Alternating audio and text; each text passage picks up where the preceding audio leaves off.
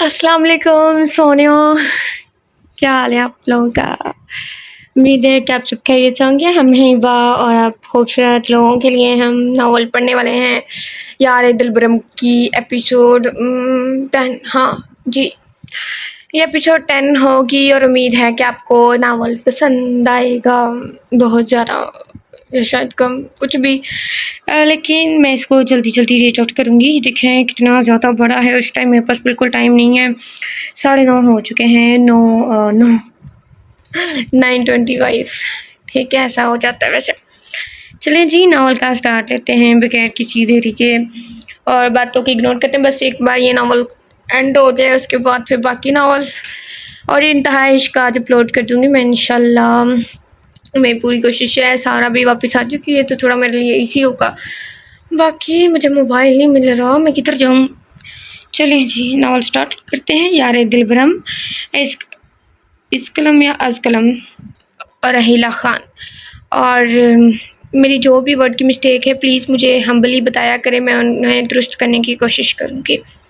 اور کبھی مسٹیک جلدی جلدی پڑھتے ہوئے تیز تیز جب میں پڑھتی ہوں نا تب بھی ہو جاتی ہے، اور کبھی کبھی اسپیکر کا بھی مسئلہ ہوتا ہے۔ لائک میں نے جی میں پڑھتی ہوں اجازت، اور میں نے کل سنا کہ میں عجیب ہی وے میں نے پڑھا ہوا تھا، اور وہ اسپیکر کا کبھی کبھی مسئلہ ہو جاتا ہے تو ورڈ ایسے اوپر نیچے ہو جاتا ہے، ایسا لگتا ہے جیسے میں نے غلط پڑھا ہے، تو اس پہ پلیز ٹولریٹ کیجیے گا، میری اردو اتنی بھی خراب نہیں ہے، ٹھیک ہے؟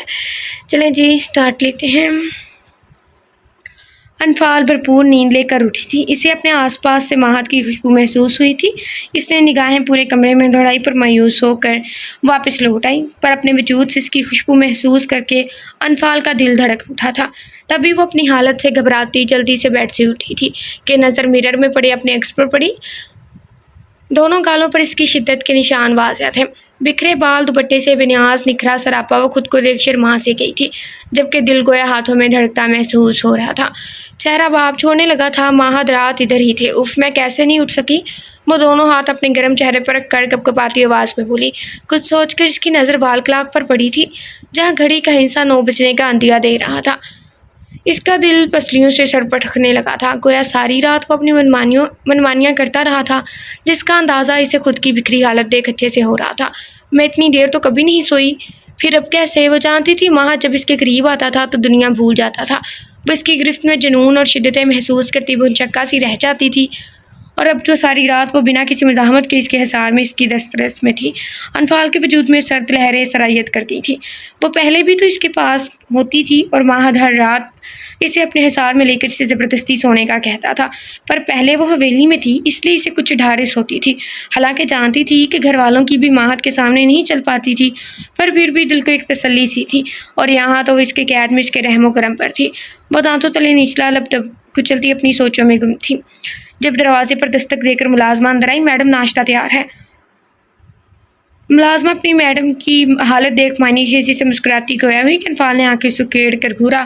وہ کہاں ہے؟ جی وہ کون؟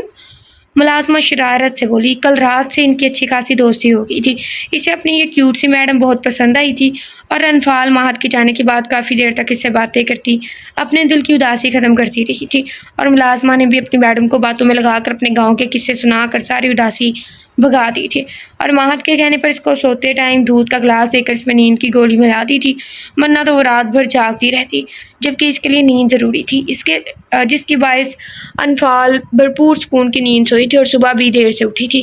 راحت؟ انفال نے اسے گھورا، جبکہ راحت گہرا مسکرا اٹھی۔ سر چلے گئے ہیں۔ کہاں؟ انفال نے بے تابی سے استفسار کیا۔ پتہ نہیں میڈم، سر نے کہا کہ آپ کو بتا دوں، تیار ہو جائیں، آپ کو کچھ دیر تک لینے آپ کے بھائی بھابھی پہنچنے والے ہیں۔ راحت ماہد کی جانب سے دی گئی ہدایت تفصیل سے آگاہ کرتی بولی۔ انفال سر ہلا گئی۔ کچھ گواہان جو کہ حلیے سے گنڈے ہی لگ رہے تھے، اور قاضی صاحب کے ساتھ وہ دل جلا دینے والی مسکراہٹ لبوں پہ سجائے اس خستہ حال کمرے میں آیا تھا۔ سامنے ہی وہ سر پر دوپٹہ اوڑھے بیٹھی تھی، جبکہ ہونٹ سے نکلتا خون اب جم سا گیا تھا، جسے وہ چہرے کے آگے دوپٹہ کر کے چھپا گئی تھی۔ کچھ ہی دیر میں وہ جملہ حقوق اس گنڈے کا نام کر چکی تھی۔ وہ اپنی سوچوں میں اس قدر محو تھی کہ جس کے ساتھ نکاح ہوا تھا اس کا نام تک نہ سن پائی تھی۔ جب نام نہیں نہ بتانا ہوتا ایسے ہی رائٹر لکھ دیتی ہیں۔ اتنی محو تھی کہ اس کا نام ہی نہیں سن پائی، پتہ نہیں کتنی کہ محو تھی۔ نہ ہی اسے کوئی دلچسپی تھی، اس کے لیے اس نکاح کی کوئی اوقات نہ تھی۔ وہ تو اپنی جان بچانے کے لیے اس نے جبراً ہاں کہی تھی، ورنہ کہاں وہ اور کہاں یہ جاہل گنوار سا۔ رومانہ نے نخوت سے سر جھٹکا۔ جب قاضی صاحب نے اس کی رضامندی پوچھی اور اس کو کسی دباؤ کے بغیر اقرار یا انکار کرنے کا کہا تھا تو وہ قاضی کے پیچھے کھڑا ببل چباتا مکمل انجان بنا ہوا تھا، جبکہ ہاتھ میں پکڑی گن کا رخ اسی جانب تھا۔ رومانہ کو یہاں سے جانے کی جلدی تھی، تبھی فوراً رضامندی دیتے عجاب و قبول کے مراحل طے کر چکی تھی۔ قاضی اور گواہان کو بھیج کر وہ مزے سے اس کے قریب بیٹھا تھا کہ رومانہ اچھل کر چارپائی سے اٹھ کھڑی ہوئی۔ مجھے جانے دو اب، وہ غصے سے پھنکاری۔ ٹھیک ہے چلی جانا، پر پہلے میرے کو شوہر والی فیلنگ تو محسوس کر لینے دو کہ میں اب شادی شدہ ہوں، اور وہ تیرے پاس آئے بغیر ممکن نہیں۔ آ جا یہاں بیٹھ۔ وہ مسکراہٹ دبائے اس کے لال بھبکا چہرے کو دیکھ مزے سے بولتا رومانہ کو مزید لال پلا کر کیا تھا۔ تیرے پاس بیٹھتی ہے میری جوتی۔ وہ ایک دم چلا اٹھی تھی۔ ہاں ہاں ہاں۔ رومانہ کا خالصتاً لڑاکا عورتوں کی طرح کہنے پر اس کا کہکا گونجا۔ بیبی دیکھ، بیبی لا، اتنے بڑے بیبی میں نے کبھی زندگی میں نہیں دیکھے۔ چند گھنٹے کی صحبت کا اتنا اثر ہوا ہے جو تو میری زبان بولنے لگ گئی ہے۔ اب بس میری قربت میں گزاری ایک رات کی بات ہے، میں بھی تیرے کو اچھا لگنے لگ جاؤں گا۔ وہ اس کے لفظ تیرے بولنے پر تمسخر اڑاتا گویا ہوا، جبکہ مسکراہٹ ہونٹوں سے جدا ہونے سے انکاری تھی۔ اس کی شوق اور بے باک نگاہیں رومانہ کے سراپے پر جمی تھی۔ اس کے یوں دیکھنے پر رومانہ نفرت بھری نگاہوں کا زاویہ بدل گئی۔ زیادہ بکواس کرنے کی ضرورت نہیں ہے، جا رہی ہوں میں۔ وہ تلملاتی ہوئی دروازے کی جانب بڑھی، تبھی وہ پھرتی سے اٹھ کر اس کے راستے میں حائل ہوا تھا۔ میرا بھی تیرے کو محسوس کرنے کا من نہیں، چلی جا، پر تیرے کو پہلی اور آخری بار آگاہ کر رہا، میرے بارے کسی کو بتانے کا نہیں، ورنہ… وہ کہہ کر بات ادھوری چھوڑتا اسے کھینچ کر اپنے قریب کرتا مٹھی میں اس کے بال دبوچ کر سر کو پیچھے جھٹکا دیے اس کی گردن پر جھک گیا تھا۔ وحشی انسان! رومانہ تکلیف کی شدت سے چیختی اسے خود سے دور دھکیلا، جبکہ آنکھوں سے آنسو بہہ نکلے تھے۔ ورنہ اس سے بھی زیادہ وحشی ثابت ہوں گا تیرے لیے، وہ ہاتھ کی پشت سے ہونٹ صاف کرتا سرد لہجے میں بولا، جبکہ رومانہ نے چبھتی نظروں سے اسے دیکھا تھا۔ اکیلے جانے کی ضرورت نہیں، میرا ایک آدمی چھوڑ کر آئے گا تیرے کو، اب اپنی منحوس شکل لے کر دفع ہو جائے یہاں سے۔ اس نے ناگواریت سے بول کر اس کو دروازے سے باہر دھکا دیا تھا۔ رومانہ کو اس کی حرکت پر سبکی سی محسوس ہوئی، اہانت کے مارے چہرہ سرخ ہوا تھا کہ وہ کھا جانے والی نظروں سے اسے دیکھتی، دانت کچکا کر پیر پٹکتی 9-2-11 ہوگی۔ سلور رنگ کی گاڑی سڑک پر فل سپیڈ سے آگے بڑھ رہی تھی، جبکہ گاڑی کے اندر عقبی نشست پر بیٹھا وجود مسرور سا مونچھوں کو تاؤ دے رہا تھا۔ اس کی اگلی سیٹ پر اس کا خاص ملازم چوکس بیٹھا تھا اور چوکنا ہو کر نظریں گاڑی سے باہر دوڑا رہا تھا۔ انہیں حویلی تک پہنچنے کے لیے غالباً مزید 15 منٹ درکار تھے، جبکہ وہ پچھلے 20 منٹ سے اپنی منزل کی جانب تیزی سے بڑھ رہے تھے۔ 45 منٹ کا یہ سفر تھا۔ جیل سے رہا ہوتے ہی زمیں خان کا چہرہ خوشی سے کھل اٹھا تھا۔ اسے امید نہیں تھی کہ شمس اسے اتنی جلدی معاف کر دے گا، پر یہ اس کی بھول تھی کہ جلدی یا دیر شمس سے معافی کی امید لگائے بیٹھا تھا، جبکہ شمس خان تو اس کو مسل دینا چاہتا تھا۔ معاف کرنا تو دور کی بات تھی، نہ ہی زمیں خان جیسا شر پسند شخص معافی کے قابل تھا۔ ایسے لوگ اپنی گندی فطرت کے باعث ڈسنے سے باز نہیں آتے۔ انہیں معاف کرنا خود کے ساتھ ظلم کرنے کے مترادف ہے۔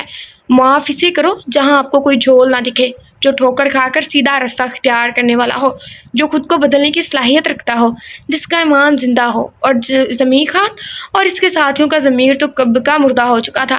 انہیں کہاں اچھے برے کی پرواہ تھی، انہوں نے بس ایک مقصد بنا لیا تھا کہ حویلی والوں کو برباد کر چھوڑنا ہے، پر دراصل وہ خود کو برباد کر رہے تھے۔ وہ شمس خان کی معافی کا حقدار نہیں تھا، اس کی رگ رگ سے شمس خان واقف تھا، اس لیے اب اس کی عیاشی کے دن ختم ہو چکے تھے۔ وہ اب جتنا بھی گڑگڑا لے، مقابل بخشنے کا قطعی ارادہ نہیں رکھتا تھا۔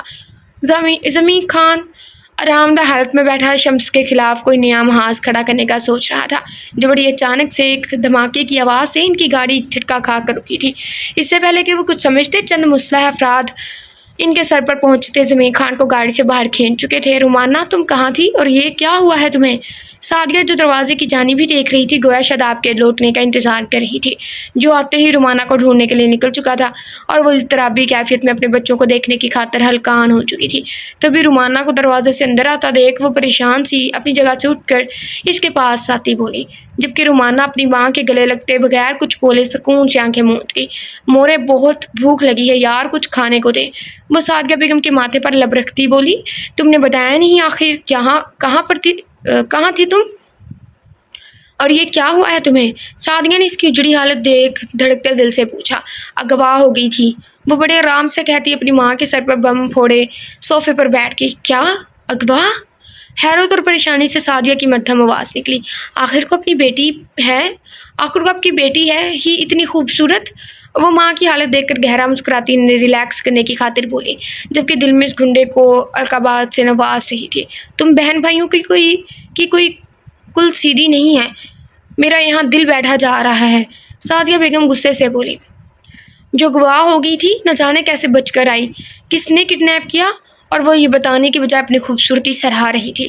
کیا وہ پاگل تو نہیں ہوگی؟ سعدیہ بیگم کو بیٹی کی حالت پر شبہ ہوا۔ ٹھیک ہوں یار، آپ بھائی کو بلوا لیں، پھر آپ کو تفصیل سے بتاتی ہوں۔ وہ اپنی کہتی صوفے سے اٹھ کر اپنے کمرے کی جانب بھڑکی۔ یہ تم کیا کہہ رہی ہو لڑکی؟ میری انفال ایسا نہیں کر سکتی، وہ کیوں تمہیں کڈنیپ کروائے گی؟ خانم بھی رومانہ کی کہانی بنانے پر غصے سے گر چٹی تھی۔ صبح ہی بدر افنان سمد علی چاروں انفال کو تلاش کرنے نکل گئے تھے، حتیٰ کہ نمرہ کے گھر سے بھی انفال کے بارے پوچھ آئے تھے۔ دوسری جانب ماہد بھی تن فن کرتا حویلی سے نکل گیا تھا، جبکہ حارث اور ندا کو ایسے حالات میں جانا ٹھیک نہیں لگ رہا تھا، پر ماہد کے حکم پر وہ معذرت کرتے شرمندہ سے ہو کر رہ گئے تھے کہ خانم بھی نے انہیں پیار کرتے حارث کی ڈیوٹی کی پیش نظر انہیں جانے کی اجازت دے دی تھی۔ حویلی میں پریشانی چھائی ہوئی تھی۔ یکدم انفال کی غیر موجودگی نے ساری خوشی بھی پھر سے ختم کر دی تھی۔ چھوٹی حویلی سے بھی یہاں سب آ گئے تھے اور اب سوائے شمس کے باقی سب لاؤنج میں بیٹھے رومانہ کی کہانی سنانے پر حق دق سے ہو کر رہ گئے تھے۔ میں سچ کہہ رہی ہوں، اسی نے مجھے کڈنیپ کروایا اور خود وہاں سے چلی گئی، رومانہ اپنی بات پر زور دیتی بولی، جبکہ ماہد نے زور سے مٹھی بھینچ کر اپنے اشتعال پر قابو پایا ہوا تھا۔ یہ لڑکی ساری حدیں پار کرتی جا رہی تھی، اسے اپنی عزت کی بھی پرواہ نہ تھی۔ ماہد کی سرد نگاہیں اس پر جمی تھی۔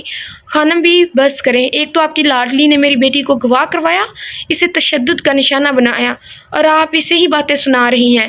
سعدیہ بیٹی کی سائیڈ لیتی غم سے بولی، بس سعدیہ، مجھے سمجھ نہیں آ رہی کہ آخر انفال اس کو اغوا کیوں کروائے گی؟ اس کی کیا دشمنی ہے اس سے کیا فائدہ ہوگا رومانہ کو کڈنیپ کروا کر پھر چھوڑنے میں؟ خانم بھی سوال اٹھاتی رومانہ کو بخلانے پر مجبور کرتی تھی۔ یہ تو آپ اسی سے پوچھنا، آخر کیوں کیا اس نے میرے ساتھ ایسا؟ رومانہ لب بھینچ گئی، جبکہ باقی سب انتہائی پریشان تھے۔ شائستہ نے رو رو کر برا حال کر لیا تھا، کہیں سے بھی انفال کی خبر نہیں ملی تھی، مایوس ہو کر لوٹ آئے تھے۔ اوپر سے رومانہ کے انکشاف پر وہ مزید ہول اٹھی تھی۔ کوئی بھی یہ ماننے کو تیار نہیں تھا کہ انفال کہیں چلی گئی ہے اور رومانہ کو کڈنیپ اسی نے کروایا ہے۔ ہو سکتا ہے جس نے تمہیں اغوا کیا ہے اسی نے ہماری انفال کو بھی اغوا کیا ہو اور تم فضول میں انفال پر الزام لگا رہی ہو۔ خانم بھی رومانہ کی حالت دیکھ تھوڑا نرم پڑتے بولی، جبکہ سب نفوسوں میں گہری خاموشی چھا گئی تھی۔ تبھی اس گہرے سکوت کو ماہد کی آواز نے توڑا، وہ اپنی مرضی سے گئی ہے، اس کا ثبوت یہ ہے۔ ماہد پاکٹ سے وہ لیٹر نکال کر میز پر رکھتا شاداب کی جانب سرد نظروں سے دیکھتا بول کر رومانہ اور شاداب کے دل میں اپنی جانب سے تمام شک و شبہات دور کرتا ان کا داؤ انہی پر آزما چکا تھا، جبکہ اسی لمحے ان دونوں بہن بھائیوں نے ایک دوسرے کی جانب دیکھا تھا۔ تو اس کا مطلب انفال کو کسی اور نے کڈنیپ کیا ہے؟ رومانہ سرگوشی نما شاداب سے بولی، ہو سکتا ہے، پر مجھے اس ماہد پہ بھروسہ نہیں۔ کیا اب میں نے ٹھیک پڑھا 38 پیج؟ اب کوئی مسٹیک تو نہیں ملی ہے تو بتا دیں یہاں تک۔ شاداب مشکوک نظروں سے ماہد کو دیکھتا بولا، انفال کہاں ہے؟ شمس فارم ہاؤس کے لاؤنج میں قدم رکھتے ہی ماہد کو تسلی سے صوفے پر برجمان کافی پیتا پرسکون سا دیکھ کر سرخ ہنگارا آنکھیں اس پر ٹکائے دھاڑا تھا۔ اس کا یہ پرسکون انداز شمس خان کو ایک آنکھ نہ بھایا تھا۔ وہ جانتا تھا انفال کے متعلق ساری باتیں محض من گھڑت تھی، وہ یہ بھی جانتا تھا انفال ماہد کے پاس ہے، بس اس سب کی وجہ جاننا چاہتا تھا۔ ماہد ارسلان خان انفال کو گرم ہوا تک نہ لگنے دے اور یوں بیوی کے غائب ہونے پر وہ آرام سے بیٹھ جائے۔ ناممکن تھا۔ وہ تو دنیا کھنگال ڈالتا، پتال سے بھی ڈھونڈ لاتا، بشرط یہ اس کی بیوی غائب ہوتی تب۔ جب تھی ہی اس کے پاس تو پرسکون رہنا بنتا تھا۔ شمس ضروری کام نپٹا کر بڑی حویلی گیا تھا اور وہاں جو خبر سننے کو ملی تھی کہ شمس خان نے غصے سے دانت پیسے۔ وہ مہد کی حرکتوں سے اچھی طرح واقف تھا۔ تبھی شمس سب کو تسلی دے کر وہاں سے مہد کے فارم ہاؤس آیا تھا۔ صالح صاحب اطمینان رکھیں، میری بیوی کے متعلق میں اچھے سے جانتا ہوں، آپ کو پریشان ہونے کی ضرورت نہیں ہے۔ وہ مزے سے بول کر شمس کو مزید تیز دلا گیا تھا۔ صالح صاحب اطمینان رکھیں، میری بیوی کے متعلق میں اچھے سے جانتا ہوں، آپ کو پریشان ہونے کی ضرورت نہیں ہے۔ وہ مزے سے بول کر شمس خان کو مزید تیز دلا گیا تھا۔ میس کریٹ کرنے کا کیا مطلب ہے؟ شمس لہجے میں چٹانوں کی سختی سموئے بولا۔ اہم تھا کافی۔ مہد اپنے گرے مسکراتی نگاہیں شمس پر گاڑے اپنا کارنامہ بتا رہا تھا، جبکہ شمس نے دائیں ہاتھ کی انگلی اور انگوٹھے سے اپنی پیشانی سے ہلاتے تیز پر کنٹرول کیا تھا۔ ٹھیک ہے، اپنی بہن کے بارے تو میں خود معلوم کر لوں گا کہ وہ کہاں ہے، اور اگر وہ مجھے مل گئی تو شکل دیکھنے کے لیے ترس جاؤ گے تم۔ شمس ایک دم دھاڑا تھا۔ ہرگز نہیں، تم اس معاملے میں نہیں پڑو گے، یہ میرا اور میری بیوی کا مسئلہ ہے۔ شمس خان، اگر میری بیوی کو مجھ سے دور کرنے کا سوچا بھی تو آگ لگا دوں گا، میں برباد کر دوں گا سب کو، پھر سب کو بھی ساڈا کی قصور آ، اسی خواہ پھنسے ہیں۔ ماہد جھٹکے سے اپنی جگہ سے اٹھ کھڑا ہوتا اتنی زور سے گرجا تھا، گرجا ہو سکتا ہے، ہاں گرجا تھا کہ اس کی آواز در دیوار سے ٹکرا کر گونج اٹھی تھی۔ کیا گرجا ہی ہوتا نا، گرجا تو وہ ہوتا ہے نا، اور ہوتا ہے ایک ورڈ، گرجا ہوگا۔ انفال کو اس سے دور کرنے کی بات پر مہد آپے سے باہر ہو گیا تھا۔ دونوں بلا کے گسیلے جو بھی ہے، اور ایک سے بڑھ کر ایک دوسرے پر دھاڑ رہے تھے۔ اگر انفال ان کو خود کے لیے یوں لڑتا دیکھتی تو خوشی سے جھوم ہی اٹھتی، جبکہ شمس نے بغور اس کا جنونی روپ دیکھا تھا، جو اب گہرے گہرے سانس بھرتا، بالوں میں ہاتھ پھیر کر زوردار کک ٹیبل کو رسید کرتا بفر چکا تھا۔ کچھ لمحے بعد وہ واپس پلٹا اور پھر سے گرجا تھا۔ پلیز ہمیں کوئی بتا دے یہ کیا ورڈ ہے، پھر نہ ہو آپ لوگ مجھ معصوم پہ غصہ کریں۔ پلیز ہمیں بتا دیجیے گا، ٹھیک ہے؟ ہم سدھار لیں گے اپنی غلطی اگر آپ لوگ پیار سے ہمیں بتائیں گے تو۔ ایسے بھی آپ لوگ پیارے ہیں نا۔ خبردار شمس خان، اگر دوبارہ کبھی اسے مجھ سے دور کرنے کی ناممکن بات بھی کی تو اسے میں تم سب سے ہمیشہ کے لیے دور لے کر چلا جاؤں گا۔ کیا آواز سننے کو بھی ترس جاؤ گے؟ وہ میری ہے، میری بیوی، اپنے اور اس کے بیچ کسی کو نہیں آنے دوں گا، یہ بات ذہن نشین کر لو۔ دیوانہ وار شیشے کے ٹیبل پر مکہ مارے گرجا تھا، جبکہ شمس خان خاموش خون چھلکاتی نظروں سے اس کو دیکھ رہا تھا۔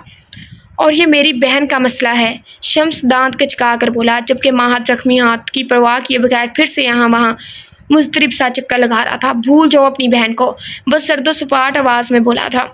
اس کو دیکھ کر شمس نے سکون بھرا سانس لیا تھا، گویا عشق ہو چکا تھا مہد ارسلان خان کو۔ انفال مہد ارسلان خان سے شمس کے دل سے سارے وسوسے جاتے رہے تھے۔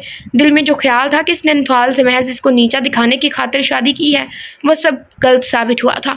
اس کا یہ روپ شمس خان کو بہت کچھ باور کروا گیا تھا۔ کیوں کیا ہے یہ سب؟ شمس نے پھر سے جواب چاہا تھا، جبکہ مہد نے گہرا سانس ہوا کے سپرد کیا تھا، گویا یہ پاگل خان جان کر ہی دم لے گا۔ جبکہ شمس نے گھور کر اسے دیکھا تھا، جو واپس اپنی جگہ سنبھال کر بیٹھ چکا تھا۔ یکدم وہ پرسکون ہو گیا تھا، ٹھہرے ہوئے سمندر کی مانند۔ ساتھ ہی ڈر کر کونے میں دب کے کھڑے ملازم کو اشارہ کیا تھا۔ کچھ دن اس کا منظر سے غائب رہنا ضروری ہے، وہ گمبھیر آواز میں بولا تھا۔ مہد ارسلان خان، اس سے پہلے میں تیری جان لے لوں مجھے ساری تفصیل بتاؤ۔ شمس اکھڑ مزاجی سے بولتا اضطرابی کیفیت میں گھرا صوفے پر بیٹھ کر ٹانگ پر ٹانگ چڑھائے سیاہ شاوری چپل میں مقید پاؤں کو مسلسل ہلاتا اس کے بولنے کا منتظر ہوا۔ تبھی ملازم فرسٹ ایڈ باکس لے کر آیا تھا۔ بینڈیج کرو۔ مہد نے شمس کو حکم صادر کیا کہ شمس نفی میں سر ہلاتا اس کے پاس آیا تھا اور کھینچ کر اس کا ہاتھ پکڑ کر کاٹن سے زخم صاف کرنے لگا۔ حشمت سے بچا رہا میں اپنی وائف کو۔ مہد نے کچھ توقف کے بعد لب کشائی کی۔ توقف ہو سکتا ہے۔ وہ خبیث شخص واپس آ گیا ہے کیا؟ شمس نے بینڈیج کرتے سخت آواز میں استفسار کیا۔ ہاں، اس کی موت اسے یہاں کھینچ لائی ہے اور اب میں اس کے ٹکڑے کروں گا۔ وہ اپنے پٹی زدہ ہاتھ کو دیکھ آہستہ آہستہ سے انگلیوں کی پوروں کو حرکت دیتا بتانا شروع کر چکا تھا، جبکہ شمس جبڑے بھیجے لال انگارہ آنکھیں لیے بڑی ہمت کا مظاہرہ کرتا اسے سن رہا تھا۔ ڈائننگ ٹیبل پر اس وقت بڑی حویلی کے سب موجود تھے، جبکہ سعدیہ، رومانہ، شاداب بھی 2 دن سے ادھر ہی آئے ہوئے تھے۔ سمد، کیا ہوا؟ پتہ چلا انفال کا؟ خانم بی نے نڈھال سے لہجے میں دریافت کیا، جبکہ وہ خاموش ہو کر پلیٹ پر جھک گیا۔ انہوں نے باری باری چاروں لڑکوں کو دیکھا تھا۔ ان خاموشی پر خانم بی اور شائستہ کی آنکھیں نم ہونے لگیں۔ باقی سب کا بھی تقریباً یہی حال تھا۔ بس بہت ہو گیا، اب کوئی ضرورت نہیں اسے تلاش کرنے کی، وہ خود گئی ہے تو خود ہی آ جائے گی اگر آنا ہوا تو۔ پر میں آپ میں سے کسی کو اس کے پیچھے یوں خوار ہوتے نہ دیکھوں۔ اب کوئی بھی کہیں نہیں جائے گا، دیٹس اٹ۔ مہد ان سب کو یوں مایوس دیکھ ایک دم واپس سے باہر ہوتا دھاڑا تھا۔ اس کے انداز پر وہ پچھلے 1 ہفتے سے حیران ہی ہو رہے تھے، جو ہر وقت غصے میں رہتا تھا، جبکہ اس کے 2 ٹوک انداز میں کہنے پر وہ سب منہ کھولے حیرت سے اسے جاتا دیکھ رہے تھے۔ یہ کیا کہہ گیا ہے ماہد؟ خانم بی نے ارسلان خان کی جانب دیکھا تھا کہ وہ بھی نظریں چرا کے کیا کہتے کہ پچھلے ہفتے سے وہ پاگل ہو گیا ہے۔ اس کے ہاتھوں سب کی شامت آئی ہوئی تھی۔ 1 ہفتہ ہو چکا تھا، دونوں حویلی کے لڑکوں کو دن رات انفال کو تلاش کرتے، پر انفال کی ان کو کہیں سے کوئی بھی خبر نہیں ملی تھی، اور ہر دن حویلی کی عورتیں بے صبروں کی طرح ان کا لوٹ آنے کا انتظار کرتی تھیں، اور شام کو بھجے چہرے لیے پریشان اکیلے لوٹ آتے تھے۔ ارسلان خان اور منان خان کے خاص ملازم بھی انفال کی تلاش میں تھے۔ وہ سب پاگلوں کی طرح گھر کی رونق کو ڈھونڈ رہے تھے جو کہیں کھو گئی تھی، یا کسی نے جان بوجھ کر چھپا دیا تھا۔ جو بھی تھا، دونوں حویلیوں میں عجیب سا ماحول تھا۔ انفال کے بغیر وہ گن گن کر سانسیں لے رہے تھے۔ شائستہ اور خانم بی کو شدید بخار ہو گیا تھا، جبکہ فلک رشان زرین نے رو رو کر برا حال کیا ہوا تھا۔ ان میں ارم اور فاطمہ بیگم تھی جنہوں نے سب کو سنبھالا ہوا تھا، جبکہ چھوٹی حویلی میں رشانے کے پاس نمرا آ گئی تھی جس نے بی جان کو سنبھالا ہوا تھا۔ شمس خان صبح جاتا اور رات کے واپس لوٹتا تھا۔ علی خاور اور ضمیر خان وقتاً فوقتاً حویلی چکر لگاتے رہتے تھے۔ مہد نے انفال کو کڈنیپ کر کے سب گھر والوں کو گھما کر رکھ دیا تھا، اور اب گھر والوں کی حالت دیکھ وہ بکھرا شیر بنا ہوا تھا، کیونکہ نہ تو وہ انفال کے بارے بتا سکتا تھا اور نہ ہی اسے یہاں لے کے آ سکتا تھا۔ دوسری جانب شاداب اور رومانہ تھے جنہوں نے مہد پر نظر رکھی ہوئی تھی، جس سے مہد بخوبی واقف تھا، اس لیے وہ انفال کو تلاش کرنے کا بہانہ کر رہا تھا۔ مہد ہر وقت غصے میں اکھڑا رہتا تھا، جس سے بات کرتے ہوئے سب گھبراتے تھے، جبکہ اس دوران رومانہ مہد سے چپکنے کی فل کاوشوں میں لگی ہوئی تھی۔ مہد جہاں بھی جاتا وہ فٹ سے تیار ہو جاتی۔ مسجد ہی لکھا اور نیچے جیم کا نقطہ نہیں دیا، لیکن ماہد آئے گا۔ مہد بھی بھیجے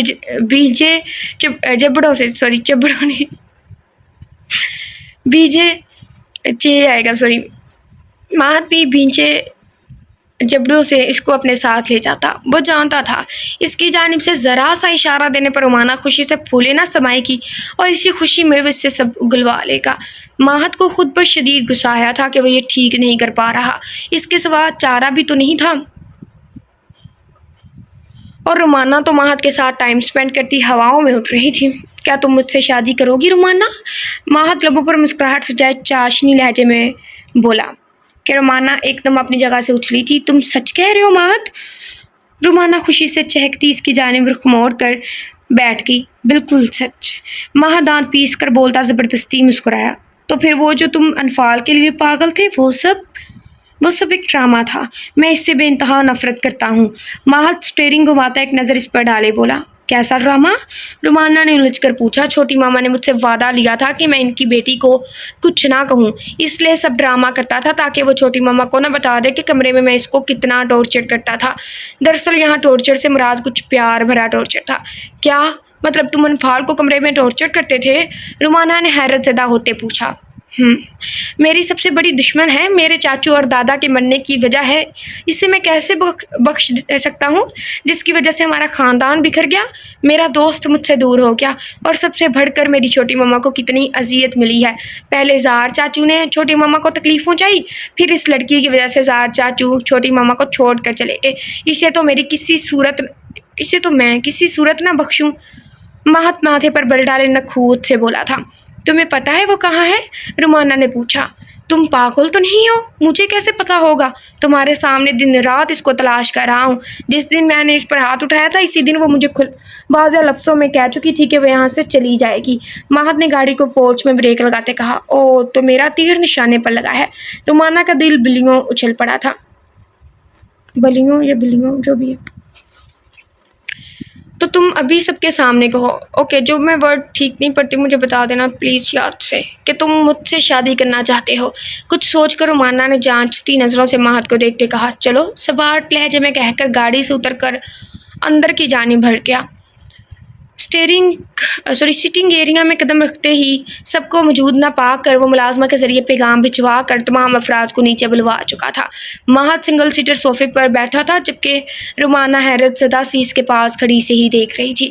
کچھ ہی لمحوں بعد وہ سب سٹنگ ایریا میں پہنچ چکے تھے اور اب الجھی نگاہوں سے مہد کو دیکھ رہے تھے جو اپنی جگہ سے اٹھ کر رومانہ کے ساتھ جا کھڑا ہوا تھا۔ میں رومانہ سے شادی کرنا چاہتا ہوں۔ مہد ارسلان خان رومانہ کا ہاتھ میں سب کے جمع ہوتے ہی ایک دائرانہ نگاہ ان کے چہروں پر ڈال کر بغیر لگی لپٹی کے سنجیدہ کرخت آواز میں بول کر حویلی کے ہر فرد کی دل کی دنیا میں بھونچال برپا کر گیا کہ وہ سب بے یقینی سے آنکھوں میں حیرت سموئے اس کو دیکھ رہے تھے۔ اس کا جملہ حویلی کے در و دیوار سے ٹکرا کر لاؤنج میں پھیلی خاموشی کو چیرتا کسی ہتھوڑے کی مانند حویلی کے مکینوں کے کانوں میں گونجا تھا کہ سب ساکت نظروں سے دیکھ رہے تھے۔ کیا کہا؟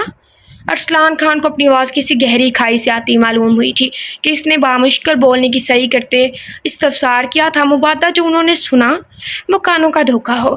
وہی بابا جو آپ سب نے سنا، مجھے رومانہ سے شادی کرنی ہے اور یہ میرا آخری فیصلہ ہے۔ اس کے مختصر سے دو ٹوک انداز میں کہے یہ الفاظ حویلی کے ہر فرد پر گویا چابک کی طرح پڑے تھے کہ ایک دم سے سب غیظ و غضب میں آتے پھٹی پھٹی نگاہوں سے مہد کو دیکھ رہے تھے جو رومانہ کا ہاتھ میں لاؤنج کے بیچوں بیچ کھڑا سرخ نگاہوں اور سپاٹ چہرے سے سب کے تاثرات کا جائزہ لیتا ہر قسم کے جذبات سے عاری لگ رہا تھا۔ اور انفال جو آپ کی بیوی ہے، اس کا سوچا آپ نے؟ کہاں ہے بچی؟ کس حال میں ہے؟ آپ بجائے اسے تلاش کرنے کے دوسری شادی کا سوچ رہے ہیں؟ آپ کا دماغ خراب ہو گیا ہے۔ ارسلان خان شدید تیش کے عالم میں گرجے تھے کہ سب دہل اٹھے اور ہراساں نظروں سے ان باپ بیٹے کو دیکھا۔ میرا دماغ ٹھیک ہے بابا، اور بچی آپ کی اپنی مرضی سے گئی ہے۔ میرے حکم کو خاطر میں لائے بغیر وہ میرے منع کرنے کے باوجود میرے تمام تر جذبات، فکر، سب کچھ روند کر ہٹ درم لڑکی حویلی کی دہلیز پار کر کے میرے منہ پر تماچا مار کر گئی ہے۔ مجھے اب اس سے کوئی سروکار نہیں رہا، وہ آئے یا نہ آئے۔ میں اس کی وجہ سے اپنی لائف پر بات نہیں کر سکتا۔ مجھے شروع سے ہی وہ ناپسند تھی، جبکہ اب تو نفرت ہی نفرت ہے اس کے لیے۔ جس طرح کی حرکت کر گئی ہے اس لیے وہ چاہ کر بھی معافی طلب کرنے کی ممتنع نہیں ہو سکتی۔ اوپر کھڑی زبر نہیں ڈالی تو پھر میں ممتنع ہی پڑوں گی، کیونکہ اگر وہ مجھے مل گئی تو پچھتائے گی اپنے دنیا میں آنے پر۔ اس لیے آپ دعا کریں کہ وہ مجھے نہ ملے، ورنہ اس دنیا کی کوئی بھی طاقت اسے میرے عتاب کا نشانہ بننے سے روک نہیں پائے گی۔ مہد ارسلان خان بپھرے شیر کی مانند دھاڑا تھا کہ حویلی کے تمام افراد اس کے شدید ریاکشن اور انفعال کا سوچ کر ہول اٹھے تھے۔ نہیں مہد، آپ ایسا نہیں کر سکتے۔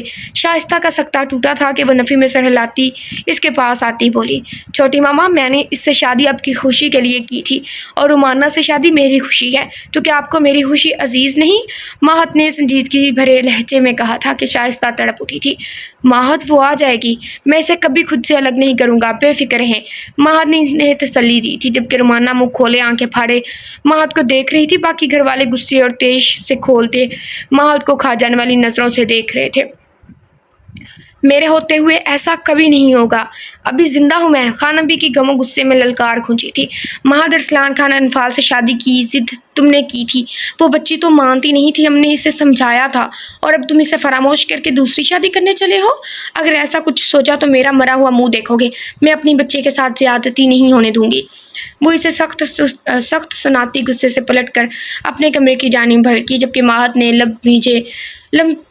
بھیجے ان کو دیکھا جہاں بے یقینی نمایاں تھی۔ بہت غلط کر رہے ہیں آپ بھائی، بدر نے اس سے کہا کہ مہد نے شرر بار نگاہوں سے گھورا۔ تم ہمارے بیٹے نہیں ہو سکتے، اب کہ فاطمہ بیگم بولی تھی جبکہ ارسلان خان بس خونخوار نظروں سے اپنے سر پھرے آدھے پاگل بیٹے کو دیکھ رہے تھے۔ آدھا پاگل؟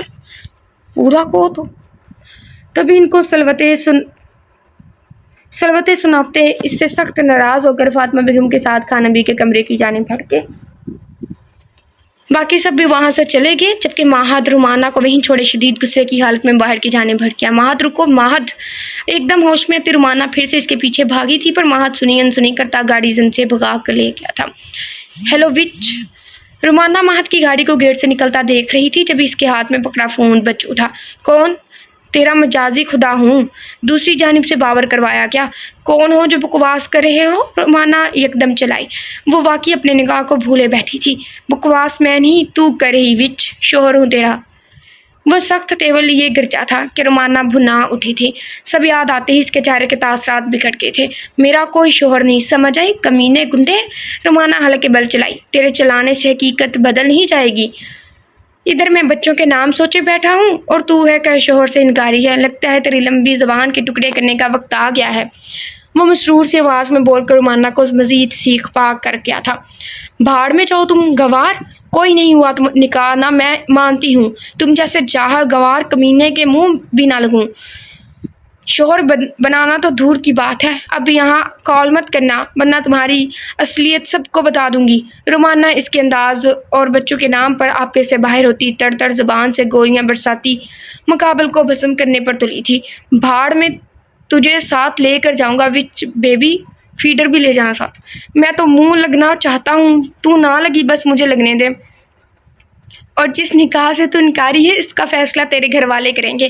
بہت جلد ان کا داماد سسرالیوں کو دیدار کا شرف بخشنے آئے گا، اور کال تو میں تجھے ہی کروں گا، ہر وقت کروں گا، بار بار کروں گا۔ تو مجھے روک نہیں سکتی، اور اگر میری کال نہ سنی تو پھر جس حویلی میں تو کھڑی ہے ادھر ہی آ کر سب سے پہلے تیرا میرا رشتہ بتاؤں گا، بعد میں تیرے ساتھ گولڈن نائٹ مناؤں گا، کیونکہ مجھے لگتا ہے کہ تجھے مجھ سے بھی زیادہ جلدی ہے میرے پاس آنے کی، اسی لیے ادھر تو منہ کھولے گی ادھر مجھے پائے گی وچ جانم۔ اب پتلی گلی سے نکل، اس حویلی میں مجھے نہ دکھو، 10 منٹ ہے تیرے پاس۔ حویلی کے باہر ہی کھڑا ہوں میں، اندر آنے میں دیر نہیں لگے گی۔ وہ اسے لمبی چوڑی وضاحت دے کر ساتھ میں دھمکاتا کال بند کر گیا، جبکہ اس کی موجودگی کا سوچ کر رومانہ کے چہرے پر ہوائیاں اڑ گئی تھی کہ وہ انہی قدموں پر نسبتاً بھاگتی ہوئی اپنی گاڑی میں جس میں جا بیٹھی تھی اور اتنی ہی تیزی سے گاڑی سٹارٹ کرتی بغیر ادھر ادھر دیکھے حویلی سے نکلتی چلی گئی۔ السلام علیکم۔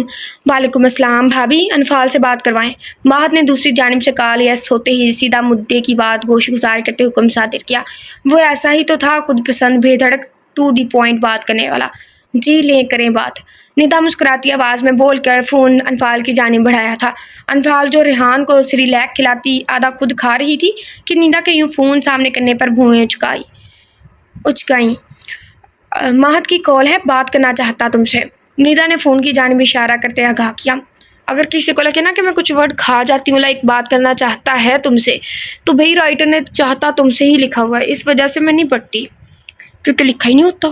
جبکہ ماہد کا اتنے دنوں بعد اپنے لیے فون کال آنے پر غصے سے چہرہ تمتما اٹھا تھا۔ آنکھیں ایک دم چھوٹی کر کے اس نے کھا جانے والی نظروں سے فون کو گھورا تھا، جبکہ دل بھی سپیڈ پکڑ چکا تھا۔ اتنے دن ہو گئے تھے اس پتھر نے مڑ کر نہ پوچھا تھا، ایک تو بھائی اور نندو دیوروں کی شادی سے محروم کیا، پھر گھر سے محروم کیا اور ادھر بھجوا دیا، اوپر سے نہ کوئی حال احوال بتلایا، نہ دریافت کیا، نہ خود آیا، اور اب اسے یاد آ گئی تھی کہ اس کی ایک عدد بیوی بھی ہے جو غالباً اس کے دوست کے گھر رہ رہی ہے اور اس کے انتظار میں گھل رہی ہے کہ کب وہ آئے اور اسے واپس حویلی لے جائے، پر یہاں تو دور دور تک ایسے کوئی آثار نہ تھے۔ مجھے نہیں کرنی بات۔ انفال تو گویا بھڑک ہی اٹھی تھی، جبکہ ماہد نے اس کی غصے بھری آواز سن کر لب بھیجے۔ بھائی وہ ندا شرمندہ سی ہوئی۔ اسپیکر پہ کریں آپ، ماہد نے گمبھیر آواز میں ندا کو کہا، جبکہ ندا جی بھائی کہہ کر فون اسپیکر پر ڈالتی انفال کی گود سے ریحان کو اٹھا کر ڈرائنگ روم سے نکل گئی۔ کیا مسئلہ ہے تمہارے ساتھ، بات کیوں نہیں کرنی؟ ماہد کی غصے بھری مگر چنچلاہٹ سے بھرپور آواز گونجی۔ وہ کیسے اس کے بغیر رہ رہا تھا یہ تو ماہد ہی جانتا تھا۔ جی کون آپ؟ میں نہیں جانتی آپ کو، نہ مجھے بات کرنی ہے آپ سے، بس اتنا بتا رہی کہ میں کل حویلی آ رہی ہوں۔ انفال سریلیک کا چمچ منہ میں ڈالتی بول کر ماہد کے اندر لاوا بھڑکی تھی۔ تمہاری ٹانگیں توڑ دوں گا اگر تم نے اس گھر سے قدم بھی باہر نکالا۔ تمہارا علاج میں سمجھ چکا ہوں، تیار ہو جاؤ، لینے آ رہا ہوں، پھر فرصت میں بتاتا ہوں کہ میں کون ہوں۔ ماہد دبے دبے لہجے میں گرایا۔ اسے انفال کے لفظ سخت ناگوار سے گزرے تھے۔ مجھے آپ کے ساتھ نہیں جانا، آپ مجھ پر حکم نہیں چلا سکتے۔ بدلے میں وہ بھی دو بدو بولی، آخر اتنے دنوں کی فرسٹریشن بھی تو نکالنی تھی، وہ تمہیں وہاں آ جاؤں پھر دیکھتا ہوں کیسے نہیں آتی۔ ماہد گمبھیرتاً بولتا انفال کو مزید سرخ کر گیا تھا۔ دونوں ایک دوسرے کو غصہ دلا کر دلی سکون ڈھونڈ رہے تھے جو کہ ناممکن تھا۔ ہر بار آپ کی مرضی نہیں چل سکتی. آخر کیا بگاڑا ہے میں نے آپ کا؟ اس کے تحکم بھرے انداز پر وہ سیکھ پا ہوتی ایک دم گھرائی تھی. بہت کچھ بگاڑ دیا ہے تم نے. ماہت کا لہجہ معنی خیز ہوا تھا جبکہ آواز میں بھاری پن در آیا تھا. انتہا کے برے لگ رہے ہیں آپ اس وقت مجھے. انفال کی آنکھیں نم ہوئی تھی جبکہ لہجہ بھی بھیگ گیا تھا. اور تم بہت زہریلی جو رفتہ رفتہ میری رگوں میں اپنا زہر انڈھیل رہی ہو، اور یہی زہر اب تم پر حاوی ہونے والا ہے. ماہت نے بھوجل آواز میں معنی خیز سرگوشی کی تھی جو کہ انفال کے سر پر سے گزر گئی. مجھے آپ سے بات نہیں کرنی. وہ روتی ہوئی کوئی معصوم سی بچی لگی تھی. تو کس سے کرنی ہے؟ یار ایک تو ہیروئن بڑی ہونے کا نام ہی نہیں لیتی. معصوم سی بچی. رائٹر بھی کیا کریں، آج کل کی لڑکیاں بھی 18 سے اوپر ہی نہیں ہوتی. ماہت کی پیشانی پر بل ابھرے. بھومر کی پیٹھ سے ہلاتے اس نے سرد آواز میں استفسار کیا. انفال کے مسلسل بات نہ کرنے والی رٹ سے وہ بری طرح سے چھوتا کھول اٹھا تھا. کسی سے بھی. انفال نے ہچکی بھری. گنگا کر دوں گا سمجھی اگر میرے علاوہ کسی اور کا خیال بھی لائی تو. ماہت بھڑک اٹھا. اس کے کسی سے بھی کہنے پر وہ اتنا شدت پسند ہو رہا تھا وہ خود بھی نہیں جان پا رہا تھا، یا شاید یہ کچھ دن کی دوری کا اثر تھا کہ ماہت کا دل بری طرح ڈسٹرب ہو چکا تھا کہ اب اس سے دوری تو کیا اس کا کسی سے بات کرنا بھی ناگوار تھا. گویا یہ ابتدا تھی شدت پسندی کی تو انتہا کیا ہونی تھی. یقیناً اس کی جنونی کیفیت انفال پر بھاری پڑنے والی تھی. I hate you. اس کے الٹا اسی پر آگ بگولا ہونے پر انفال مزید دکھی ہوئی تھی. تبھی سخت غصے میں کہتی کال بند کر کے جبکہ ماہت کا میٹر شارٹ کرتی تھی. اس نے شرر بار نگاہوں سے فون کو گھورا تھا جبکہ دل اور دماغ میں الگ سی جنگ چھڑ چکی تھی. گاڑی نکالو سیف، اسلام آباد جا رہے ہیں ہم. ماہت خراب موڈ میں کہہ کر اندر کی جانب بڑھ گیا. حشمت کہاں ہے؟ شمس اس کا جبڑا دبوچے دھاڑا تھا. ضمیر خان اس وقت قابل رحم حالت میں لگ رہا تھا. اس کا پورا چہرہ شمس کے پڑنے والے مکوں سے سوج چکا تھا جبکہ ہفتے میں صرف 2 دن کھانا ملنے پر اس میں ہلنے کی سکت باقی نہ رہی تھی. وہ بہت کمزور ہو گیا تھا. اس کا صرف پانی پر گزارا تھا. پچھلے 1 ہفتے سے وہ مار کھا رہا تھا پر زبان کھولنے سے انکاری تھا جبکہ شمس کا سوال فیروز اور حشمت کے متعلق تھا. مجھے نہیں پتا. وہ درد سے کراہتا بامشکل بولا تھا. اس کی نا کی رٹ نے شمس خان کو مزید تیز دلا دیا تھا کہ وہ اپنی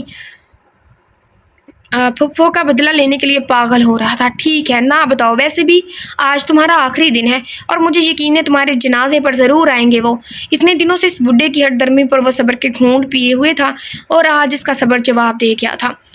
کیا مطلب؟ ضمیر خان ہکلایا سا گویا ہوا جبکہ شمس نے کاٹدار نظروں سے اس کو دیکھا تھا. فیروز UAE ہے اور حشمت پاکستان ہے. مجھے نہیں پتا وہ کہاں ہے. رومانہ اور شدا آپ جانتے ہیں اس کے بارے. اس کی آنکھوں میں آنکھ کے شرارے پھوٹتے دیکھ کر ضمیر خان نے پسینے سے شرابور بلا کر بول دیا. نہ جانے کس احساس کے تحت ضمیر خان نے اپنا منہ کھول دیا تھا. شاید مرنے کا خوف ہوا تھا کیونکہ وہ جانتا تھا شمس جو کہتا تھا وہ کرتا تھا. وقت گزر گیا ہے. پہلے بتا دیتے تو شاید تمہیں آسان موت دے دیتا. شمس کروفٹ سے کہتا اپنی جگہ سے اٹھ کھڑا ہوا جبکہ ضمیر خان نے رحم طلب نظروں سے اسے دیکھا تھا. مجھے معاف کر دو شمس خان. وہ زمین پر پڑا پوری ہمت مجتمع کیے اس کو دروازے سے نکلتا دیکھ بولا. تمہیں معاف نہیں کر سکتا کہ تمہیں معاف کرنا مطلب ان تمام مظالموں کے ساتھ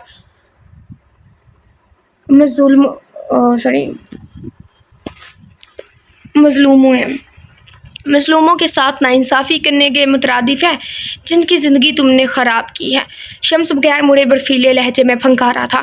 خاور اس کی اور یہ پتہ نہیں کیا لکھا، بس ایک ہی ورڈ لکھا ہے دھڑ تن سے جدا کر تو کہا ہے میلا ڈال دیا پھر درمیان میں پنگا.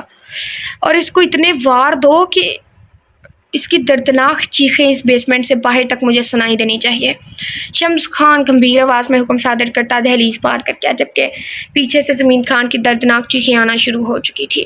شمس خان اس کی چیخیں سنتا بیسمنٹ سے باہر نکل آیا تھا اور اس کے گاڑی تک پہنچنے تک مسلسل ضمیر خان کی گڑگڑاہٹ اور آہو بکا جاری تھی جبکہ گاڑی میں بیٹھتے ہی آوازیں ایک دم سے تھم گئی تھی. شمس نے سر جھٹکا. تم اسی لائق تھے ضمیر خان. تمہیں میں اپنے ساتھ کیے پر معاف کر دیتا پر تم نے نہ جانے کتنی معصوم لڑکیوں کی زندگی برباد کی ہے. انہیں کس اذیت سے دوچار کیا ہے کہ تم انسان کے روپ میں ایک درندے تھے. مجھے افسوس ہے کہ اس درندے کو ختم کرنے میں وقت لگ گیا بہت. شمس نفرت امیز لہجے میں کہہ کر گاڑی سٹارٹ کرتا فارم ہاؤس سے نکل گیا. آج وہ پرسکون تھا پر حشمت اور فیروز ابھی باقی تھے. بڑی مچھلی کو کچل ڈالا تھا. اب ان کی باری تھی. جن کے پیچھے ماہت لگا تھا تو ان کا بچ پانا بھی ناممکن تھا. چائے نمرا نے کپ علی کے سامنے پیش کیا۔ وہ جو ابھی صوفے پر آ کر لیٹا تھا کہ نمرا فوراً سے حاضر ہوئی۔ شکریہ، بہت طلب ہو رہی تھی۔ علی نے معنی خیز نظروں سے اسے دیکھتے کپ تھام لیا۔ کچھ پتہ چلا؟ نمرا نے فوراً سے انفعال کا پوچھا۔ نہیں۔ علی نے سپ لیتے نفی میں سر ہلایا۔ مجھے بہت یاد آ رہی ہے۔ نمرا ایک دم اداس سی ہوئی۔ ہاں مجھے بھی، اب ہماری شادی اور لیٹ ہو جائے گی۔ علی بھی لہجے میں مصنوعی اداسی سموئے بولا، چل اسے شادی کی بڑی ہے، تم کتنے سیلفش ہو۔ نمرا نے گھورا۔ تمہیں دیکھ کر سیلفش ہونا بنتا بھی ہے۔ علی نے دانت نکوسے۔ تمہیں ذرا بھی انفعال کی فکر نہیں جو دانت نکال رہے ہو۔ نمرا صدمے میں بولی، کیونکہ میں جانتا ہوں انفعال جہاں ہے وہ ٹھیک ہے اور وہ ایک بندے کی مرضی کے بغیر واپس نہیں آ سکتی، اس لیے اس کا سوچ کر میرے دانت نکل رہے ہیں۔ مطلب دونوں جنگلی مڈ بھیڑ ہوں گے۔ علی چائے کی چسکیاں لیتا مسکرا کر بولا، کون بندہ؟ نمرا نے خاصا الجھ کر پوچھا۔ یار اس کا اپنا بندہ۔ علی نے اس کی رالمی پر گھورا۔ اس کا بندہ مطلب کون بندہ؟ او یار تمہیں تھوڑی سی عقل کہاں سے نکال کے دوں میں نمرا؟ نمرا ابھی بھی سمجھ نہ پائی تھی۔ تم اس کے بندے کو چھوڑو، اپنے بندے بننے پر دھیان دو۔ علی ہاتھ جھلا کر بولا، واٹ تم پاگل ہو؟ میں کیوں بنوں بندہ؟ میں لڑکی ہوں۔ نمرا اس کے ہاتھ سے کپ چھین کر غصے سے گھر کی آئے گا، جبکہ اس کے بات اور حرکت پر علی کا کہکا برجستا تھا۔ میں ہوں نا تمہارا بندہ جگر اور تم میری بندی، بس مجھ پر مطلب اپنے بندے پر دھیان دو جو بہت جلد تمہارا بننے والا ہے۔ علی نے آنکھ بند کی اور کپ واپس اس کے ہاتھ چل گیا۔ بدتمیز۔ اس کی بات سمجھ آتی نمرا خفت زدہ ہوئی۔ ابھی کہاں کی ہے بدتمیزی؟ اچھا ادھر آؤ، یہ چائے تو میٹھی کرو۔ اس کا لال بھبو کا چہرہ دیکھ کر مزید تپا کر بولا، بکواس نہ کرو۔ نمرا نے منہ پھیرا۔ اچھا تو جو تم خود کی بکواس کرتی ہو مطلب میٹھی کرتی ہو، اس کا کیا؟ علی نے آنکھیں دکھائیں۔ کھسک گئے ہو تم۔ نمرا نے آنکھیں دکھائیں۔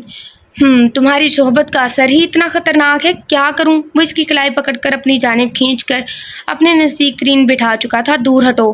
پاس کہاں آیا ہوں؟ علی نے منہ بنایا اور مزید قریب کیا۔ میں تمہارا منہ نوچ لوں گی۔ نمرا اس کی گرفت میں چھٹپٹائی۔ ہاں پر میرے طریقے سے۔ علی نے مزید سچکیا۔ میں لالے کو بتاؤں گی۔ وہ بنا اٹھی اس کی ہٹ درمی پر۔ لالے کو بتا کر تم مجھے کھلم کھلا دعوت دینا چاہتی ہو؟ بڑی کوئی چلاک لومڑی ہو۔ مطلب اس کا کوئی مطلب نہیں ہے بھائی، کچھ چیزیں مطلب کے بغیر بھی کر لیا تو میرے منہ پر وویلا اور چوری چونچ لڑانے کے پکے انتظامات۔ وہ بات ادھوری چھوڑتا دانتوں تلے دبا کیا تھا۔ مرو تم۔ اس کی بات کا پس منظر سمجھتی وہ تڑپ اٹھی۔ ساتھ مریں گے میرے طریقے سے۔ علی نے آنکھ بند کی۔ علی کے بچے۔ نمرا کا صبر اس باتونی پلس اوور دماغ بندے کی باتوں سے جواب دے گیا تھا۔ زخموں پر نمک نہ چھڑکو یار، ابھی تو شادی نہیں ہوئی، بچے کیسے آئیں گے؟ علی نے بے ساختہ دل پر ہاتھ رکھے دکھی لہجے میں کہا تھا، جبکہ نمرا کھولتی ہوئی اس سے دور ہوئی۔ تم 2 نمبر عمران ہاشمی، میں تمہارا سر پھاڑ دوں گی اب اگر بکواس کی تو۔ وہ ٹرے میں پڑی پرچ اٹھا کر گھرائی۔ کب سے وہ اس کا ضبط آزما رہا تھا۔ اچھا ٹھیک ہے، پینک مت ہو، شادی کے بعد تمہیں 1 نمبر بن کر دکھاؤں گا، بلکہ اس سے بھی کچھ زیادہ۔ علی بالوں میں ہاتھ پھیرتا دلکشی سے مسکراتا لوفرانہ انداز میں گویا ہوا، بس بہت کلی بکواس، میں بھی جان کو تمہاری حرکتیں بتاتی ہوں۔ منا کے نتنے پھلائے تیز سانس سے لیتی پھنکاری۔ شادی جلدی کرنا چاہتی ہو چلاک لومڑی؟ علی بامشکل کہہ کا ضبط کی اسے مزید سیکھ پا کر کیا تھا، جبکہ اس بات پر صبر کا پیمانہ چھلکتے ہی نمرا نے ہاتھ میں پکڑی پیچ اس کی طرف دائیں ہاتھ سے یوں گھما کر پھینکی تھی گویا وہ کوئی کیرم بورڈ کی گوٹی ہو، جبکہ علی نے فوراً سے سر نیچے کو جھکاتے خود کو بچایا تھا۔ وہ ایسے ہی کسی ری ایکشن کا منتظر تھا۔ علی اگر بروقت نیچے نہ ہوتا تو پرچ اس کے ماتھے پر ضرب لگا چکی ہوتی۔ ہاں مزید ٹریننگ کی ضرورت ہے، علی کہکا لگاتا بولا۔ فکر نہ کرو، بیویوں کے نشانے پکے ہوتے ہیں، جو ہاتھ میں آتا ہے مارتی جاتی ہیں۔ میں تمہیں نہیں چھوڑوں گی۔ وہ اپنا نشانہ خطا ہوتے دیکھ گھرائی۔ میں کب کہتا چھوڑو یار، میں تو کہتا کس کر پکڑ رکھو۔ وہ مزید پھیلتا جبکہ نمرا دھپ دھپ کرتی کچن میں گئی اور ٹھیک چند سیکنڈ بعد وہ بیلنا لے کر حاضر تھی، جبکہ علی نے بیلنے کو دیکھ آنکھیں نکالی۔ یہ کس لیے؟ تمہیں سینکنے کے لیے ہے۔ نمرا اپنے ہاتھ پر بجاتی دھاڑی۔ ٹھیک ہے، پھر مرہم بھی تم اپنے کومل ہاتھوں سے رکھو گی، بولو منظور ہے؟ जबकि निम्रा ने वहीं से बेलन पूरे जोर से फेंका था, जिससे अली उछल कर इस वार से भी बच निकला था। जबकि निम्रा सर पकड़ कर रह गई। हाय ये अदा, ये नाज, ये अंदाज आपका धीरे धीरे प्यार का बहाना बन गया। चलो तुम भी सुनाओ अपनी सुरीली आवाज़। अली ने खुद को घूरते देख हुक्म दिया, भाड़ में जाओ। वो चलाई। क्या ये गाना था? बहुत ही खतरनाक था। अली ने आंखें घुमाई, जबकि निम्रा करती, पैर पटकती, वॉकआउट करके इद्दा तो इद्दी सी। वो उदास सी बालकनी में खड़ी थी। पिछले वीक से शम्स खान रात देर तक वापस आता और सुबह इसके जागने से पहले ही चला जाता। रिशान ने सुबह उठकर इसको नपाकर उदास सी हो जाती। वो बखूबी जानती थी कि शम्स खान इग्नोर कर रहा है, पर क्यों? इलेक्शन के बाद इसकी जिम्मेदारियां मजीद बढ़ गई थी, जिनमें वो बुरी तरह मसरूफ़ हो गया था, और वजह बीजान रुशाने के सवाल भी थे, जिनका वो फ़िलहाल कोई जवाब नहीं दे सकता था। महत के बाद सबकी नज़रें इसी पर जमी थी कि वो इतना पुरसुकून कैसे है। इसलिए शम्स ने खुद को बेतहाशा मसरूफ़ कर रहा। हॉस्पिटल, सरकारी स्कूल, कॉलेजेस और 2-3 सड़कों के प्रोजेक्ट पर वो कंस्ट्रक्शन कंपनी और इंजीनियर से मुसलसल मीटिंग्स कर रहा था। साथ ही सीएम के साथ कुछ ज़रूरी अमूर पर तबादला ख्याल कर रहा था, और इस सिलसिले में वो सिर्फ 2 से 3 बार ही घर आया था। ये सिर्फ नावल में ही होता है। इधर तो कोई बाहर के मुल्क से आके कह देना कि आपको ये चीज़ दे देते हैं, तो वो आगे से पूछते हैं कि भाई इसमें हमारा फ़ायदा क्या है, सियासतदान ऐसे इधर के। ये भी पाकिस्तान में, अगर बिजनेसमैन पाकिस्तान में नावल में मिलते हैं ना, तो अच्छे सियासतदान भी सिर्फ नावल में ही मिलते हैं। वो भी इन सब के जागने से पहले निकल जाया करता था। आज चूँकि ज़मीर खान से निपट कर वो कहीं भी जाने की बजाय सीधा हवेली आया था, मतलब बाकी का सारा वक्त वो अपनी शरीक के हयात को मनाने में सर्फ करने वाला था। जानता था रुशान ने दिल में क्या क्या वहम पाल कर बैठी होगी, जिन्हें ख़त्म करना अजहद ज़रूरी था। रुशान ने काफ़ी देर तक वहाँ खड़ी थकन सी महसूस करती कमरे में आकर काउच पर लेट कर आँखें मूंद की। इससे लेटे कुछ देर ही हुई थी जब वो धीरे से दरवाज़ा खोले कमरे में आया था। निगाहें सामने ही परी पैक कर हसीन चेहरे पर पड़ी थी।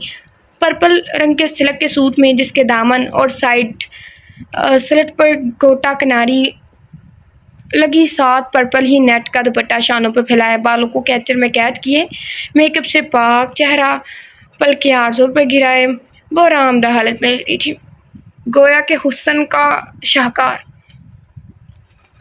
शम्स खान का दिल इसको देख बेतहाशा धड़क उठा था कि नज़र बेसाख्ता इसके नाक में पहनी बाली पर गई थी। वाइट गोल्ड की वो छोटी सी बाली इसके नाक में इंतहा की खूबसूरत लग रही थी। नज़रें नाक से फिसलती सुर्ख पंखुड़ियों पर आन ठहरी थी। इसे हलक में कांटे से चुभते महसूस हुए थे। तभी निगाहें मज़ीद गुस्ताखी पर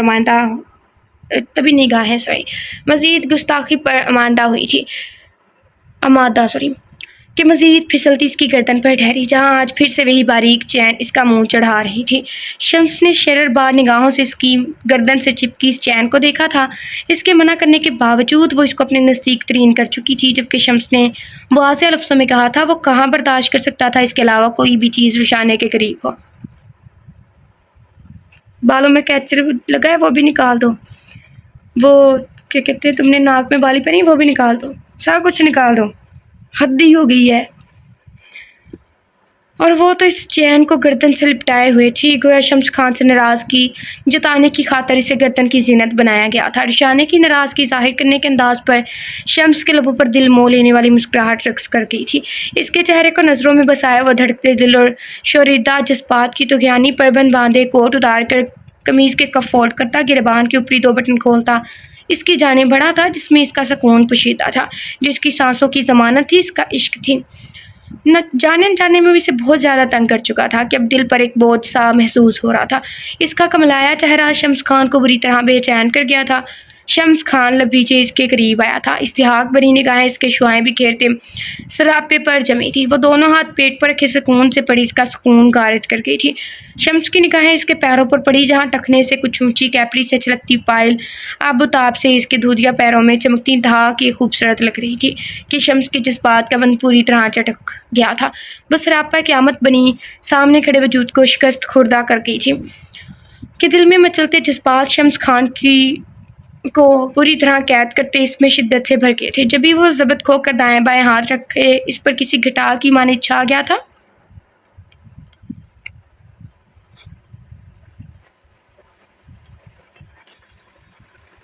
इसने सुर्ख डोरों वाली निगाहों से खुद पर झुके शम्स को देखा था। अब भी नहीं आना था। बेसाख्ता इसने اس کے شانوں پر نازک ہاتھ جماتے اسے خود سے ہٹانے کی کوشش کرتے بے رخی سے کہا تھا، جبکہ آنکھوں میں آنسو جمع ہو گئے تھے۔ گویا اب اسے خیال آ گیا تھا کہ نئی نویلی دلہن کو انتظار کی سولی پر لٹکا رکھا تھا۔ اب تو آنا تھا کہ مزید دوری برداشت نہیں تھی۔ دل تڑپ رہا تھا آپ کو باہوں میں سمانے کے لیے، آپ کو محسوس کرنے کے لیے۔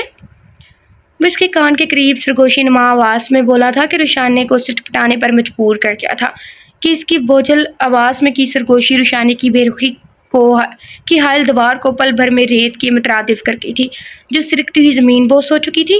ہٹیں، ہرگز نہیں۔ آپ سے دوری میں دل بند ہونے لگتا ہے، سانسیں سینے میں الجھ سی جاتی ہیں، جینا مشکل ہے آپ کے بنا۔ آپ کا وجود، آپ کی خوشبو، آپ کا لمس میرے جینے کی وجہ بن چکا ہے۔ دور ہونے کا تو سوال ہی پیدا نہیں ہوتا روشانے۔ اور جس نے مجھے 2 ورڈ بتائے تھے، 3 بلکہ، ان کا بہت بہت شکریہ۔ سدھ ان کی آئی ڈی ہے، آئی تھنک سدھرا، پتہ نہیں کون ہے، مجھے سدھی یاد ہے۔ تو انہوں نے مجھے بتایا تھا، ایک تو ورڈ سمت، دوسرا لاہے عمل، اور تیسرا لمس نہیں لمس ہوتا ہے، یہ مجھے کسی اور نے بتایا تھا، لمس۔ ہاں اوکے، تھینک یو سو مچ، میں نے سدھار لیا ہے۔ مجھے نیکسٹ بھی بتائیے گا، ٹھیک ہے؟ میں پوری عزم سے ہوں، اب میں سدھار لوں گی۔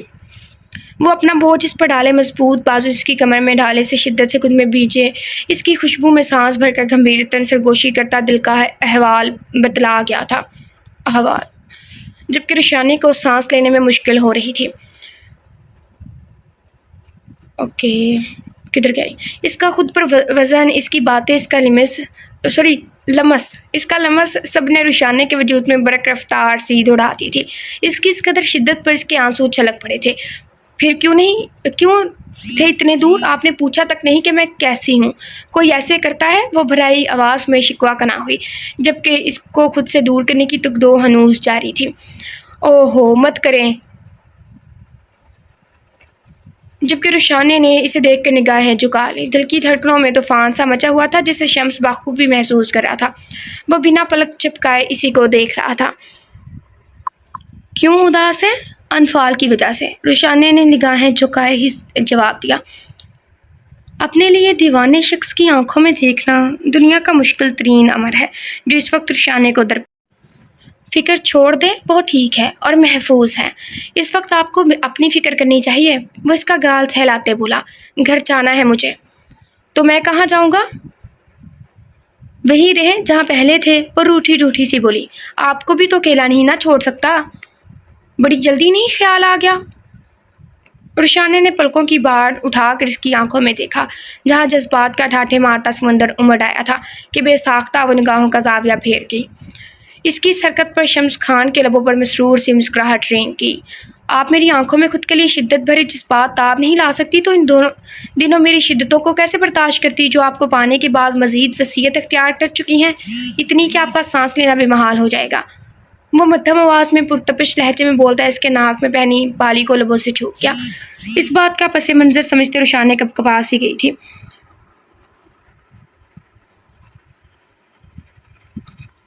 شمس اس کے بوجھل پلکوں پر پھونک مارتا انہیں مزید بوجھل کرتا، دل موہ لینے والے انداز میں مدھم آواز میں سرگوشیاں کرتا روشانے کو معتبر کر گیا تھا۔ گویا اس کے دل میں پنپتے اندیشوں کو جنم لینے سے پہلے ہی ختم کر گیا تھا۔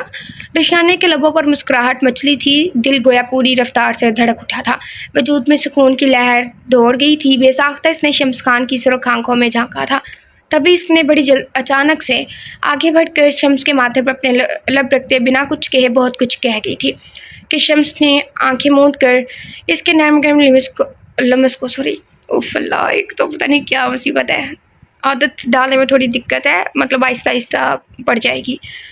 نرم گرم لمس کو محسوس کیا تھا، جبکہ کمر پر گرفت مضبوط تر ہوئی تھی۔ اسلام آباد جا رہا ہوں میں، فون پر انگلیاں چلاتے وہ شانداری سے بولا۔ وہ جو سٹنگ ایریا میں براجمان پریشان سے تھے کہ تبھی وہاں ماہد چلایا اور نہایت طمانینت بھرے انداز میں باخبر کیا، آپ کی تو شادی تھی، کیا بنا پھر؟ ارسلان خان نے طنز کیا، جبکہ باقی سب نے بے چینی سے پہلو بدلا تھا۔ ان کی اس بات پر ماہد کے لبوں پر مسکراہٹ مچلی تھی کہ وہ فوراً سے نچلے لب کا کنارہ دانتوں تلے دبا گیا، جبکہ شائستہ نے بغور ماہد کی حرکت دیکھی تھی اور پھر ایک جھماکا سا ہوا تھا اس کے ذہن میں کہ شائستہ کی آنکھوں میں حیرت، غصہ اور پھر خوشی دھر آئی تھی، جبکہ ناراضگی کا بھی تاثر بڑا جوان ہو چکا تھا۔ ماہت نے فون سے نظریں اٹھا کر اپنے والد صاحب کو دیکھا جو اسے ہی گھور رہے تھے۔ مجھے نہیں پتا تھا میری دوسری شادی کی خوشی سب سے زیادہ آپ کو ہوگی۔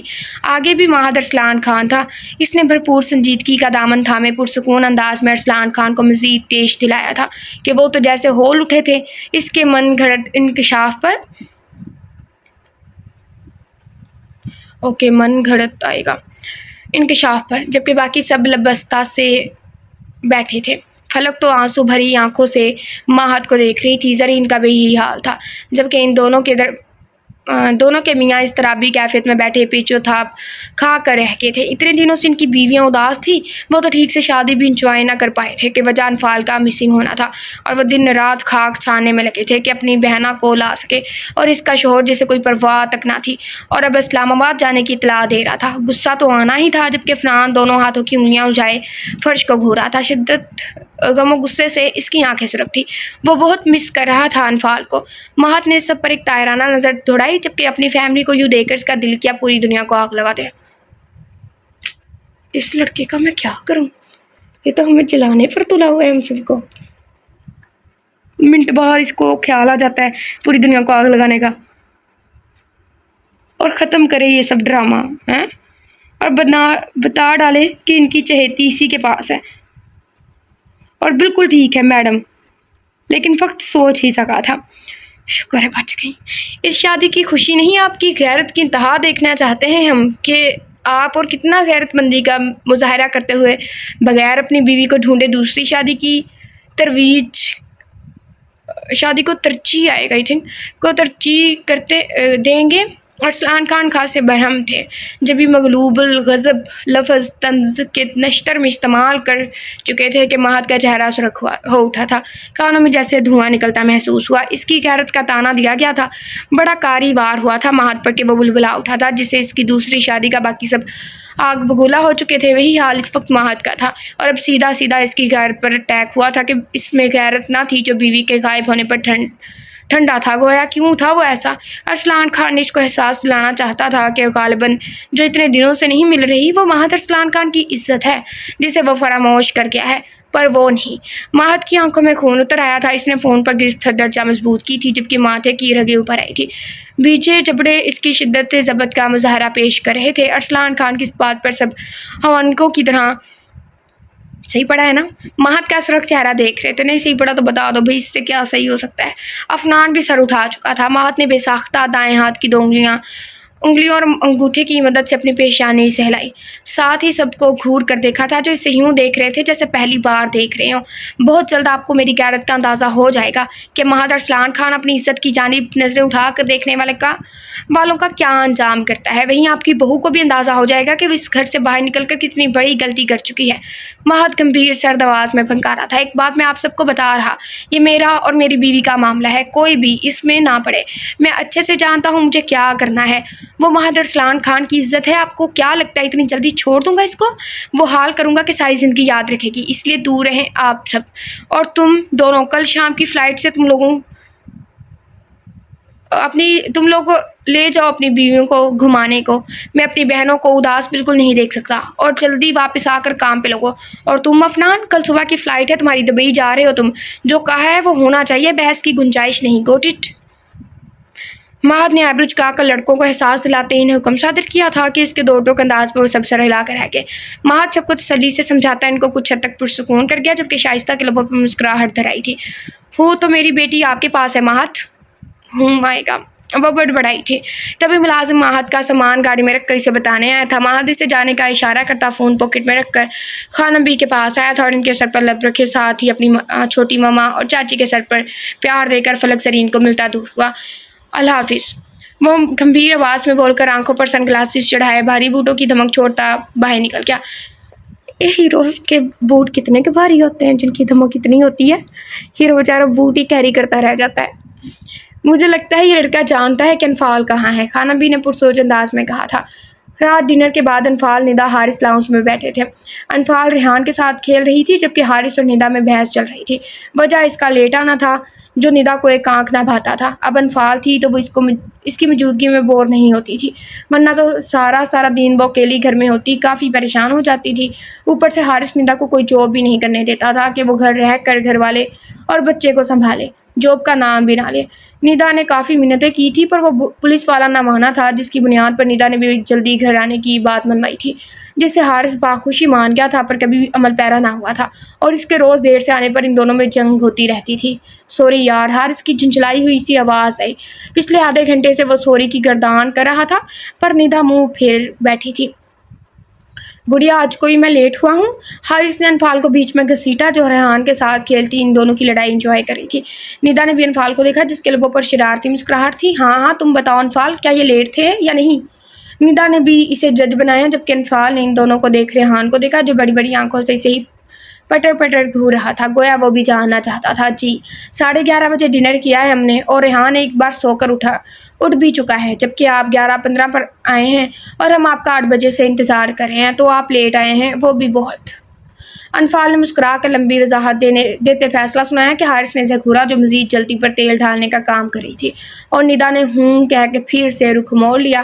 وہیں ریحان نے بھی گندا سا منہ بنا کر اپنا چہرہ موڑ لیا، جبکہ انفال کو اس کی ناراضگی پر ٹوٹ کر پیار آیا، تب اس کے پھولے گال کھینچ کر مزید پھلا دیے۔ حارث تم ہر بار یہی کرتے ہو، میں بتا رہی میں امی کے گھر چلی جاؤں گی، یار یہ دھمکی نہ دیا کرو۔ حارث گڑبڑا سا گیا تھا، اب کی بار سچ کہہ رہی، ندا نے اپنی بات پر زور دیا۔ جانا صحیح پھر تم، اور سب سسرالیوں کو تھانے بند کر دوں گا، حارث نے مصنوعی غصے سے کہا تھا کہ ندا کا منہ کھلا اور انفال کا قہقہ گونجا، تبھی وہ ریحان کو اٹھا کر وہاں سے چلی۔ انفال کے جاتے ہی حارث نے ندا کو اپنی جانب کھینچا۔ مجھے لگا ویسے تو مان نہیں رہی، اسی طرح مان جاؤ گی۔ نہیں مانی میں، وہ اس کے کندھے پر ہاتھ مارتی تڑک اٹھی۔ جب بھی ماہد کے گلا کھنکارنے پر وہ دونوں ہڑبڑا کر دور ہوئے، جبکہ ماہد حساب مول فون پر نگاہیں جمائے ہوئے کھڑا تھا۔ غالباً میری معصوم بیوی بھی ادھر ہی رہ رہی ہے جس کے لیے یہ ماحول برداشت سے باہر ہے، ماہد سنجیدہ آواز میں بولا کہ وہ دونوں کھسیانی سی ہوگے۔ تمہیں مینرز نہیں ہے؟ نوک کر کے آتے ہیں، ویسے تو تم بہت کہتے ہوتے ہو انفال کو، خود کو تمہیں تمیز نہیں ہے، تم کب آئے؟ حارث گڑبڑا کر اس کی جانب لپکا اور تیزی سے گلے لگا، جبکہ ندا سرخ چہرے کے ساتھ کھڑی خفت زدہ سی ہو رہی تھی۔ سالے میری بیوی کو شرمندہ کر دیا، حارث ماہد کے کان میں چبا کر بولا۔ تمہیں تو نہیں آئی؟ ماہد نے گھورا کے بدلے میں وہ بتی سی کی نمائش کرنے لگا۔ جب بھی ندا فوراً سے آگے آتی ماہد کے سامنے سر جھکا گی، ماہد نے بڑے بھائی کی طرح شفقت بھرا ہاتھ اس کے سر پر رکھا تھا۔ اب کیا کیا ہے اس نے؟ ماہد نے حارث کو گھورتے استفسار کیا، جبکہ ندا نے اس کے روز کے جھوٹے وعدوں کا پلندہ اٹھا کر کھول دیا تھا۔ ماہد نے خوخار نظروں سے حارث کو دیکھا۔ یار بس ایک کیس میں الجھا ہوا ہوں، حارث نے جواز پیش کیا۔ تم تو روز ہی الجھے ہوتے ہو، تمہیں کیا کہا تھا میں نے؟ ماہد سرد آواز میں بولا، جبکہ ندا کے لبوں پر مسکراہٹ دھر آئی۔ نیکسٹ ٹائم نہیں ہوں گا لیٹ، حارث نے آنکھیں گھمائی۔ ہونا بھی نہیں چاہیے، آخری وارننگ دے رہا، ماہد ازلی سپاٹ انداز میں بولا تھا، جبکہ حارث نے اب کی بار ندا کو تنبیہ نظروں سے دیکھا، گویا کہہ رہا ہو کہ آج تم اپنی خیر مناؤ۔ اس کے دیکھنے پر ندا اترا اٹھی تھی۔ بھائی کو دیکھ کر شیرنی بن گئی ہے، حارث بڑبڑایا اور ان کو دیکھا جس سے ماہد احوال دریافت کر رہا تھا۔ انفال کہاں ہے؟ ماہد نے استفسار کیا۔ وہ ابھی کمرے میں گئی ہے، ندا جلدی سے بولی۔ بلا دیں اسے، ہمیں جانا ہے، ماہد نے کلائی پر بندھی گھڑی پر وقت دیکھتے کہا۔ یہ کون سا وقت ہے آنے کا اور پھر جانے کا؟ حارث بھی اپنی بہن کی سائیڈ لیتا میدان میں کود پڑا تھا۔ یہی وقت ہے جانے کا، ماہد نے اپنی بات پر زور دیا، گویا بہت کچھ جتا دیا تھا۔ بھائی ابھی اور رہنے دے انفال کو، ندا فٹ سے بولی۔ ہاں میں ابھی نہیں بھیج رہا اپنی بہن کو، حارث بھی بولا۔ سوری بچے، جانا ضروری ہے، ماہد حارث کو ایک چبا کر بولتا ندا سے مخاطب ہوا، جبکہ ندا اور حارث نے مزید بحث کرنا مناسب نہ سمجھا تھا۔ تبھی ندا انفال کو بلانے کی غرض سے اٹھ گئی۔ یہ تمہیں آدھی رات کو کیا دوڑا پڑا ہے جو چل پڑے میری بہن کو لینے؟ ندا کے جاتے ہی حارث اس کا سنجیدہ چہرہ جانچتی نظروں سے دیکھتا بولا۔ وہی دورہ جو کچھ دیر پہلے تجھے پڑا ہوا تھا، ماہد نے سنجیدگی میں بے باک بات کر کے حارث کو سٹ پٹانے پر مجبور کیا تھا۔ تو نہ میری بہن سے دور رہا کر، سمجھے بہت معصوم ہے وہ، حارث نے شرمندگی مٹانے کو الٹا ماہد کو لتاڑا، جبکہ ماہد نے آبرو جھکا کر ریلی کا تاثر دیا۔ اگر یہی رول تجھ پر لگا ہو تو رولز ہوئے۔ ماہد نے اس کی دکھتی رگ دبائی۔ میری بات اور ہے، وہ میرے بچے کی ماں ہے، میں دور نہیں رہ سکتا اب، حارث بالوں میں ہاتھ پھیرتا بولا۔ اس لیے تو لے جا رہا ہوں میں، جبھی ندا واپس آئی. بھائی وہ نہیں آنا چاہتی, سخت ناراض ہے آپ سے. ندا نے ماہد کو بتایا ہی تھا کہ ماہد لبیچ کہاں ہے. ماہد نے کڑے انداز میں دریافت کیا. وہ سامنے کمرے میں. ندا نے اس کے تیور دیکھ جلدی سے بتایا. اسے انفال پر ترس محسوس ہوا تھا. جبھی وہ آگ بگولا اٹھ کر اس کے کمرے کی جانب بڑھا, اپنے اندر جلتی آگ ماہد میں ٹرانسفر کرنے اب وہ قدرے پرسکون محسوس کر رہی تھی. اس کے وہم و گمان میں بھی نہ تھا کہ وہ یوں پہنچ جائے گا, جبکہ وہ تو ماہد کو جھلا بھنا کر اب ریحان کے ساتھ مستی کر رہی تھی. جب ندا کے بتانے پر وہ بل کھا کر رہ گئی, جبکہ دل کی دھڑکن حد سے سوا ہوئی تھی. دل میں خوشی کے ساتھ ایک انجانا سا احساس جنم لے چکا تھا جسے وہ کوئی نام دینے سے قاصر تھی. وہ جانتی تھی کہ انکار کر کے ماہد کو غصہ دلا چکی ہے, اسی لیے اب گھبراہٹ ہو رہی تھی. جب دھاڑ سے دروازہ کھولے وہ ماتھے پر بے شمار بل ڈالے اندر آیا تھا کہ انفال جو ریحان کو اٹھائے اس طرح بھی کیفیت میں چکر کاٹ رہی تھی, ٹھا کی آواز پر اچھلی اور مڑ کر دیکھا جہاں وہ دروازے میں استیدا خونخوار نظروں سے اسے گھور رہا تھا. ماہد نے سر سے پیر تک اس کا جائزہ لیا, جو چکن کی کڑھائی والا سوٹ پہنے, ساتھ لائٹ پنک دوپٹہ جو اب سر سے سرک کر شانوں پر جھول رہا تھا, لمبے گھنے بالوں کو فولڈ کر کے. سیدھا سیدھا طرح کیوں نہیں لکھتے کہ خوبصورت لگ رہی ہیں, اتنا زیادہ محنت کیوں کرواتے ہیں. فولڈ کر کے کیچر میں مقید کیے جس کی کچھ لٹیں چہرے کے گرد جھول رہی تھی. میک اپ سے پاک چہرہ. میک اپ کیا ہوتا ہے ہیروئن کو پتہ ہی نہیں ہے, یہ تو ہم کو پتہ ہے نا. وہ الجھی ہوئی سی حیرت زدہ سی سادگی میں غضب ڈھا رہی تھی. اور ادھر ہم میں نہ کسی کو پسند آتے نہ اور کہ ماہد کی دھڑکنیں بے ترتیب ہوئی تھی. جہر حلیے میں ماہد کی دھڑکنوں کو منتشر کرنے کا ہنر رکھتی تھی. ماہد کی تشنگی نظریں اس کے چہرے پر جمی تھی. انفال کا چہرہ غصے سے ہلکا سا سرخ ہو گیا تھا. جب بھی ماہد نے بھوئیں سکیڑ کر اس کے گود میں ریحان کو دیکھا, انفال کے رخسار کو ننھے ہاتھوں سے ٹچ کرتا بال چھونے کی کوشش کر رہا تھا کہ ماہد کو غصہ سا آیا تھا. وہ لبیچے اس سے چند قدم کے فاصلے پر آ ٹھہرا تھا. چلو, ماہد نے بھاری آواز میں کہا. مجھے نہیں جانا, انفال ناک چڑھا کر خفگی سے بولی. گویا ناراضگی جتائی. وجہ؟ ماہد نے آبرو چکائی جبکہ اس کے انکار پر سے سخت پیش آیا تھا. میں ریحان کو چھوڑ کے نہیں جاؤں گی. وہ ریحان کے پھولے پھولے گال چومتی محبت سے بولی. بدلے میں ریحان نے بھی انفال کی گردن میں چھوٹی چھوٹی باہیں ڈال کر حصار بناتے سر اس کے شانے سے ٹکا دیا کہ انفال تو نثاری ہو اٹھی تھی. تبھی اس کی پیٹھ تھپکتے ماہد کو بری طرح اگنور کر چکی تھی, جبکہ ماہد کے لیے مزید یہ سب دیکھنا اسے شدید جلن سے دوچار کر گیا تھا. وہ لبیچ کر ان دونوں کو گھور رہا تھا جن کے لاڈ ختم ہونے کو نہیں آ رہے تھے. اسے کہاں برداشت تھا کوئی اس کی وائٹ لیلی کے اتنے قریب ہو, چاہے وہ ریحان ہو یا اس کے اپنے بچے. اپنے بچوں کا دور دور تک آنے کا کوئی سین نہیں تھا, پر وہ انفال اور ریحان کو دیکھ ان بیچاروں کی حد اور جگہ سوچ چکا تھا. اس کی سرد غصے بھری نگاہیں انفال پر جمی تھی, اور ریحان اپنے چاچو کو مزید جلاتا انفال کی گال پر اپنے ننھے بوسے دیتا کھلکھلا رہا تھا, گویا ماہد کو جلا کر خوش ہو رہا تھا. باپ سے بھی اونچے درجے کی فلم ہے یہ, ماہد بڑبڑایا. وہ ان کا ہی بیٹا ہے, ماہد نے گمبھیر آواز میں بول کر اسے یاد دلایا. تو ہم اپنے ساتھ لے جاتے ہیں نا. وہ ماہد کی سرخ آنکھوں کو دیکھ مدھم آواز میں بولی. ہم اپنا بیبی لے آئیں گے, اب چلو. ماہد اس کی ضد پر چڑ سا گیا تھا. کتنے دنوں سے اسے محسوس نہیں کیا تھا, کتنا بے چین تھا وہ, نہ جانے وہ کیسے رہا تھا اس کے بغیر. اس کی ماہد سے یوں بیگانگی اور لاپرواہی اس کے حق میں بری ثابت ہونے والی تھی. کدھر گئی؟ اس پر تضاد اس کا لا تعلق ہونا جلتی پر تیل کا کام کر گیا تھا. اتنے تیل تک وافر سانو دے دو. پہلے ادھر پیٹرول مہنگا ہو رہا ہے, ناول والے کریکٹرز کے بھی مزے ہوتے ہیں نا, سارا کچھ فری. وہ منہ پھیلائے گاڑی میں اس کے ساتھ برجمان تھی. حارث ندا کے لاکھ منع کرنے کے باوجود وہ ریئل شخص انکار کرتا انفال کو آنکھیں دکھاتا اپنے ساتھ لیے منزل کی جانب رواں تھا. انفال اس کی جانب سے رخ موڑے ماہد سے مکمل لا تعلقی کا پرچار کرتی ہے, ماہد کو مزید سلگانے کا کام انجام دے رہی تھی. اسے انفال کا اگنور کرنا سخت برا لگتا تھا. وہ اس کے غصے کے سبب پیچھے گاڑی ڈرائیو کرتا وقتاً فوقتاً نگاہ اس پر بھی ڈال دیتا تھا. شام سے ہی اسلام آباد کا موسم ابر آلود تھا. بادلوں نے آسمان پر پہرا جمایا ہوا تھا. موسم انتہا کا خوبصورت بنا ہوا تھا, اور یوں ہی بادلوں کی لپیٹ میں آسمان رات کی تاریکی میں ڈوب چکا تھا, جبکہ بادل ہنوز پوزیشن برقرار رکھے ہوئے تھے. رات کی اس پہر ٹھنڈی ٹھنڈی ہوا کے ساتھ ہلکی ہلکی بوندا باندی شروع ہو چکی تھی, اور دیکھتے ہی دیکھتے زور پکڑ چکی تھی. اللہ جی پلیز ادھر بھی کر دے بارش, پلیز اللہ جی. بارش کی بوندوں کو گاڑی کے شیشے پر پھسلتے دیکھ ایک دم انفال کا موڈ بہت اچھا ہوا تھا. گاڑی روکے.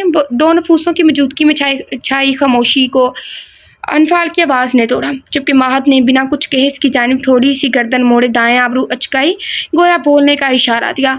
بارش آ رہی ہے۔ انفال خوشی سے چہکی، اس کے چہرے پر چمک تھی، جبکہ ماہد نے الواحی چمک دیکھ حیرانگی کا تاثر دیا جو اب پھر سے باہر متوجہ تھی۔ تو کون سا پہلی بار آ رہی ہے؟ ماہد کی گمبھیر آواز گاڑی میں گونجی۔ وہ سمجھ نہیں پایا تھا بارش کو دیکھ وہ اتنی خوش کس لیے ہو رہی ہے، جبکہ ماہد کو بارش پسند نہیں تھی۔ وہ بھی کوئی انسان ہے جسے بارش نہیں پسند؟ اتنی خوبصورت ہوتی ہے اللہ! میں اتنے دن سے دعائیں مانگ رہی ہوں نا کہ بارش ہو جائے، پلیز پلیز آپ لوگ میرے لیے، اتنا سی میری ریکویسٹ ہے، اتنا کر دیں پلیز، آپ لوگ دعا کریں کہ ایبا جہاں رہتی ہے نا وہاں بارش برسے پورے 2 گھنٹے، مطلب بہت زیادہ نہیں، بہت کم نہیں، درمیانی سی، پلیز ریکویسٹ ہے۔ ایسے موسم میں وہ جلد از جلد گھر جانے کے پر تولتا تھا، گویا انجوائے کرنا تو پھر دور کی بات تھی۔ میرے لیے یہ ہر بار ہی پہلی بار ہوتی ہے، پلیز روکے گاڑی، مجھے بارش میں بھیگنا ہے۔ وہ ماہد کے سڑے ہوئے جواب پر اسے گھورتی بولی۔ ماہد وائٹ شرٹ کی سلیو کو کلائیوں سے اوپر تک فولڈ کیے، گھنے بال بے ترتیب سے ماتھے پر بکھرے تھے، ایک ہاتھ سے اسٹیئرنگ تھامے دوسرے کی کوہنی سائڈ دروازے سے ٹکائے سنجیدہ سا نگاہیں روڈ پر مرکوز کیے ڈرائیو کرتا انتہا کا ہینڈسم لگ رہا تھا۔ انفال کے دل نے دھڑکنے کی لے بدلی تھی جبھی ماہد کی جھنجھناہٹ سے بھرپور آواز ابھری، تمہارا دماغ ٹھیک ہے؟ یہ کون سا وقت ہے بھیگنے کا؟ ماہد کا لہجہ تلخ تھا۔ اس کا وقت تھوڑی ہوتا ہے، انفال نے بیسی کے انداز میں جوابی کارروائی کی، بیمار پڑ جاؤ گی اور میں یہ افورڈ نہیں کر سکتا، اب خاموشی سے بیٹھی رہو۔ ماہد نے جھٹکا اور گاڑی کی سپیڈ مزید بڑھا دی کہ جلد از جلد پہنچ سکے، جبکہ انفال کا غصے سے برا حال ہوا تھا۔ آپ کی پرابلم کیا ہے؟ انفال بھنا کر اونچی آواز میں بولی، جبکہ اس کے انداز پر ماہد نے ونڈ مرر سے نظریں ہٹا کر سرد نگاہوں سے اسے دیکھا جس کا موڈ بری طرح خراب تھا۔ تم ہو میری پرابلم۔ ماہد نے اس کے تپے تپے چہرے کو دیکھ کر گمبھیرتر معنی خیز سرگوشی کی جو کہ انفال کے سر پر سے گزری۔ میں پرابلم ہوں تو چھوڑ دیں، بات بات پہ پابندی لگا کر میرا جینا نہ حرام کریں۔ میں بھی انسان ہوں، میرا بھی دل ہے، میری خواہش ہے، جب سے آپ زبردستی میری لائف میں آئے ہیں جینا اجیرن کر رکھا ہے، میرے اٹھنے بیٹھنے تک پابندی لگانا رہ گئی ہے، وہ بھی لگا دیں۔ انسان نہ ہوگی، کوئی کٹ پتلی ہوگی جسے جب چاہا جیسے چاہا چلا لیا۔ وہ شدید قسم کی پینک ہوتی غصے سے چیخ اٹھی۔ شاید اس بار اس کی پسندیدہ بارش میں جانے سے منع کیا گیا تھا، اسی لیے وہ پچھلے حساب برابر کٹی بھڑک اٹھی تھی کہ غصے میں وہ زیادہ بول کر ماہد کا میٹر چاٹ کر کی تھی۔ بے ساختہ اس نے اسٹیئرنگ پر گرفت مضبوطی سے جما کر شرربار نگاہوں سے اسے دیکھا تھا جو دروازے کے ساتھ چپک کر بیٹھی باہر دیکھ رہی تھی۔ تبھی ماہد جھٹکے سے گاڑی کو بریک لگاتا بڑی اچانک سے اس کی جانب جھکا تھا۔ چھوڑنے کا تو سوال ہی پیدا نہیں ہوتا وائفی، مجھ سے چھٹکارا موت کی صورت ممکن ہے، اور اس سے پہلے میں تم میں اس حد تک شامل ہو جاؤں گا کہ تمہاری سانس سے میری خوشبو آئے گی، تمہارا دل میرے نام کا ورد کرتا دھڑکے گا۔ اس لیے یہ خناس دماغ سے نکال پھینکو تو بہتر ہے، ورنہ اگلی بار یہ لفظ بولی تو زبان گدی سے کھینچ لوں گا۔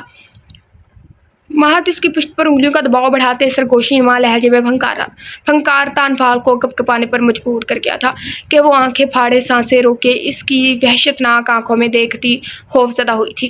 تم بھی اس سے کچھ کہا کرو نا، ایویں منہ بند کر کے بیٹھ جاتی ہو۔ اس کی باتیں اس کے ننھے سے دل پر کافی بھاری ثابت ہوئی تھی، جبکہ ماہد کی نگاہیں اس کے چہرے کے ایک نقش کو چوم رہی تھی۔ پابندیاں تم پر تمہاری حرکتوں کی وجہ سے لگتی ہیں، پر تمہارا دماغ سوچنے سمجھنے کی صلاحیت سے مکمل طور پر دستبردار ہو گیا ہے، اسی لیے اسے چلانے کی زحمت مت کرو۔ میں تو ایسے بول رہی ہوں جیسے انفال کی ساس ہو، میرا کچھ نہیں ہو سکتا۔ ماہد اس کے زرد چہرے کو دیکھ بامشکل غصہ ضبط کرتا حتی المکان نرم لہجے میں گویا ہوا، اور نرم لہجہ سی، اور اپنے اندر چلتی آگ کو بجھانے کی خاطر اس کے سر پر تشنا لب رکھے تھے۔ رات کے اس پہر بارش میں نہانے سے بیمار پڑ جاؤ گی، اور میں نہیں چاہتا تمہیں گرم ہوا بھی چھو کر گزرے وائٹ لیلی۔ ماہد اس کی ہیزل آنکھوں میں اپنی گرے آنکھیں گاڑے نرمی سے گویا ہوتا اسے اس کی جگہ پر منتقل کر کے گاڑی سٹارٹ کر چکا تھا، جبکہ انفال ہونکوں کی طرح اس کی سافٹ سائڈ دیکھ رہی تھی۔ جس قدر وہ بفر کر اس پر چپٹا تھا اتنی ہی پرسکون انداز میں اس سے بات کر چکا تھا۔ یہ شخص واقعی سائیکو تھا جس کی سائیکی انفال کی سمجھ سے باہر تھی۔ اس کے ڈانٹ پھٹکار اور تنبیہ پر وہ لب بستہ سی ہو گئی کہ مبادہ پھر سے نہ ہتھے سے اکھڑ جائے۔ تبھی کچھ توقف کے بعد گاڑی ایک خوبصورت سے فلیٹ کی پارکنگ ایریا میں رکی تھی۔ بارش زور پکڑ چکی تھی، 12:30 کا وقت تھا، برساتی پانی کی جلتھل جاری تھی۔ ہائے اللہ پلیز ایک مرتبہ بارش کرتے ہیں پلیز۔ ماہد جلدی سے گاڑی سے باہر نکلا اور گھوم کر دوسری جانب آتا اس کی جانب کا دروازہ کھولے، اس کا ہاتھ پکڑ کر باہر نکالے بغیر کچھ سمجھنے کا موقع دیے تیز تیز قدم لیتا فلیٹ کی جانب بڑھا، جبکہ انفال گاڑی سے باہر نکل کر مسکرا کر ان ٹھنڈی میٹھی بوندوں کو محسوس کرتی اس کے ساتھ کھینچتی چلی جا رہی تھی۔ فلیٹ میں داخل ہوتے ہی ماہد نے اس کا ہاتھ چھوڑ کر ڈور لاک کیا۔ دونوں یہاں تک پہنچتے کافی بھیگ چکے تھے۔ ماہد کی وائٹ شرٹ اس کے کسرتی سینے سے چپکی ہوئی تھی، جبکہ بالوں سے پانی کی بوندیں گر رہی تھی، جبکہ انفال کی خود کے گرد لپٹائی چادر اس کے وجود سے چپک چکی تھی۔ جبھی ماہد نے پلٹ کر اسے دیکھا جو اپنی بڑی بڑی آنکھیں گھماتی لاؤنج کا آپریشن کرنے میں مصروف تھی۔ وہ دو کمروں، ایک لاؤنج اور ویسٹرن سٹائل میں کچن پر مشتمل یہ چھوٹا سا فلیٹ انتہا کا خوبصورت تھا، جو کہ انفال کو بھی کافی پسند آیا تھا۔ وہ ایک ایک چیز کو دیکھ رہی تھی، جبکہ ماہد کی نظریں اس کے سراپے میں الجھ سی گئی تھیں، اور وہ چادر مٹھیوں میں دبوچے کھڑی اس کے دل میں ہلچل مچا گئی تھی۔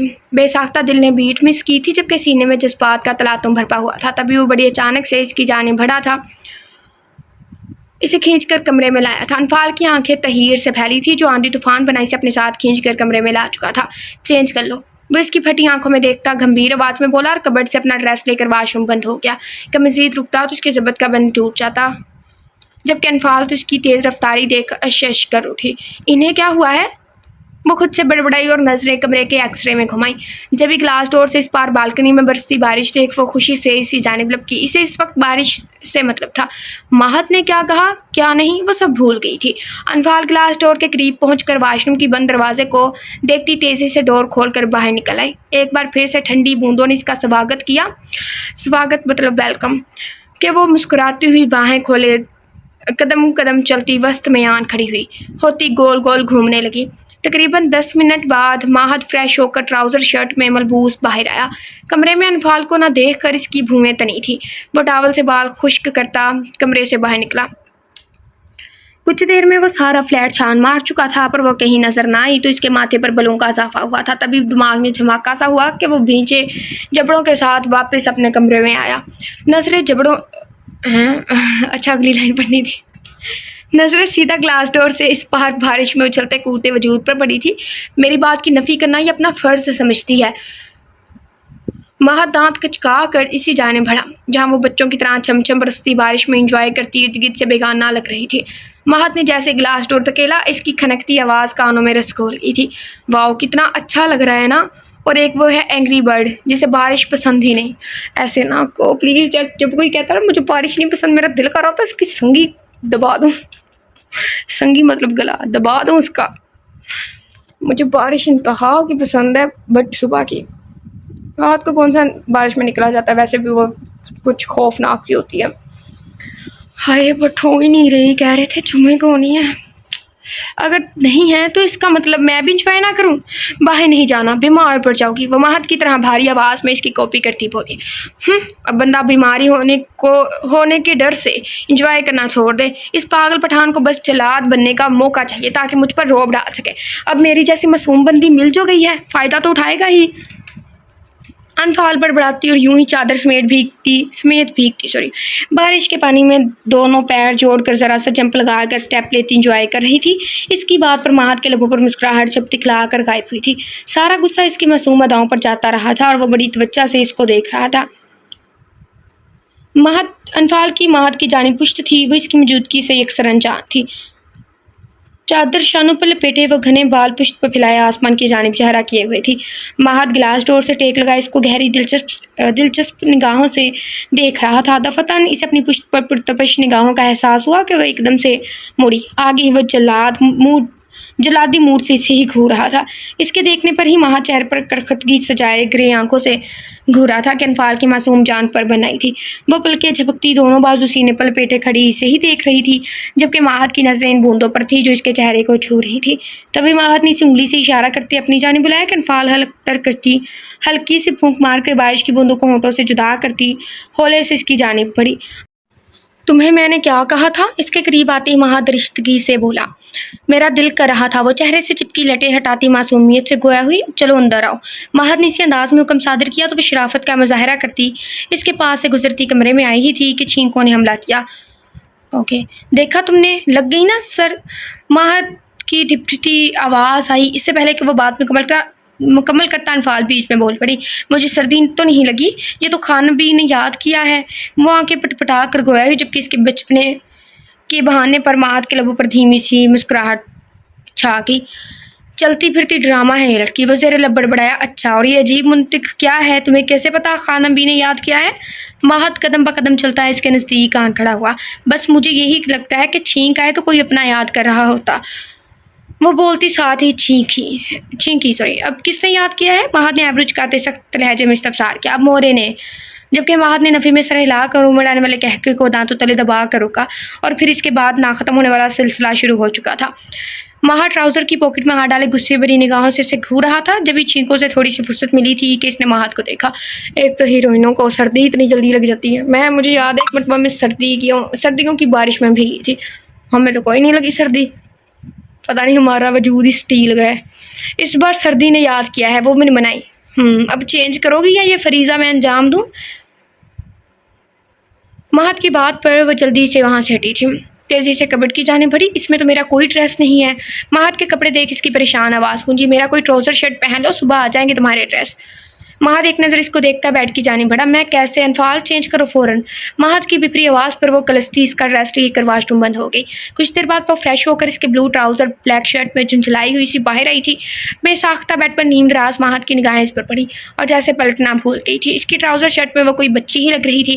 مہد کی شرٹ اس کے گھٹنوں تک آ رہی تھی اور کافی کھلی تھی، جبکہ پہنچے اور وہ فولڈ کر چکی تھی۔ انفال لمبی آستینوں سے لڑتی انہیں کھینچ کر ہاتھ باہر نکالتی بیزار سی لگی تھی۔ اس کے لمبے بالوں سے پانی کی بوندیں ٹپک رہی تھی۔ دھلی دھلی سی صاف شفاف گوری رنگت کی حامل اس وقت بہت حسین لگ رہی تھی کہ مہد کے دل پر باقاعدہ بجلیاں گرا گئی تھی۔ وہ بنا پلک چپکائے اسی کو دیکھ رہا تھا۔ تبھی انفال نے بامشکل آستین بھی فولڈ کرتی گہرا سانس بھرا تھا جیسے بڑی مشقت کی تھی، اور چلتی ڈریسنگ مرر کے سامنے کھڑی ہوئی۔ تبھی نظر مرر سے مہد کو ٹکٹکی باندھ کر خود کی جانب تختہ پاک کر پڑی کہ انفال کو احساس ہوا تو وہ دھنک رنگوں میں نہا گئی۔ وہ دوپٹہ بھی نہیں ملا۔ انفال چور نظروں سے دیکھتی بولی، جب کس کی بات پر وہ ہوش کی دنیا میں لوٹا۔ مجھے ساتھ ہی ایک ڈرامے کا سین یاد آ گیا، وہ کیچپ بھی نہیں لے کے گئی۔ میں تو پاکستانی ڈرامے دیکھتی نہیں ہوں تو مجھے اس کا کچھ اندازہ ہی نہیں تھا۔ بعد میں مجھے کسی نے بتایا، میں نے پھر دیکھا تھا، اس نے ایسا کہا، مجھے ساتھ ہی وہ یاد آ گیا۔ تو تمہیں کیا لگتا ہے میں دوپٹہ پہنتا ہوں؟ مہد نے جھٹکا تھا۔ ہاں۔ اس کی بات پر انفال کا انکرائی کہکا گونجا تھا کہ مہد نے گھورا۔ یہاں آؤ۔ مہد کی گمبھیر آواز پر اس کی ہنسی کو بریک لگی۔ انفال نے اسے دیکھا جو سنجیدہ لگ رہا تھا۔ کم سنائی دیتا ہے کیا؟ اسے ویسے ہی کھڑا دیکھ کر وہ بگڑا۔ جب یہ انفال اسے دل ہی دل میں سلوتیں سناتی بال پشت سے اٹھا کر دائیں بائیں کندھے پر آگے کو پھیلائے میوٹ سے اس کی جانب بڑھی۔ میوٹ سی ایسے کچھ ایسے ہی لکھا ہوا ہے کیونکہ انگلش کا ورڈ ہوتا ہے نا میوٹ، تو پتہ نہیں یہ کیا ہے۔ مہد دونوں بازو سر کے نیچے فولڈ کر رکھے نیم دراز سائز کا بغور جائزہ لے رہا تھا۔ مجھے کوئی بتا دے یہ کیا ورڈ ہے؟ ٹھیک ہے، میں ٹھیک کر لوں گی۔ میں نے پہلے یہ ورڈ نہیں پڑھا، میں نے انگلش میں میوٹ ہی پڑھا ہے۔ جبکہ انفال نروس سی لب کچلتی نظریں چکائے کھڑی تھی۔ اسی ٹراؤزر شرٹ میں یوں مہد کے سامنے آنے پر گھبراہٹ ہو رہی تھی۔ اس پر تضاد سے مہد کی اشتیاق بھری نگاہوں سے دیکھنے سے پزل کر رہا تھا۔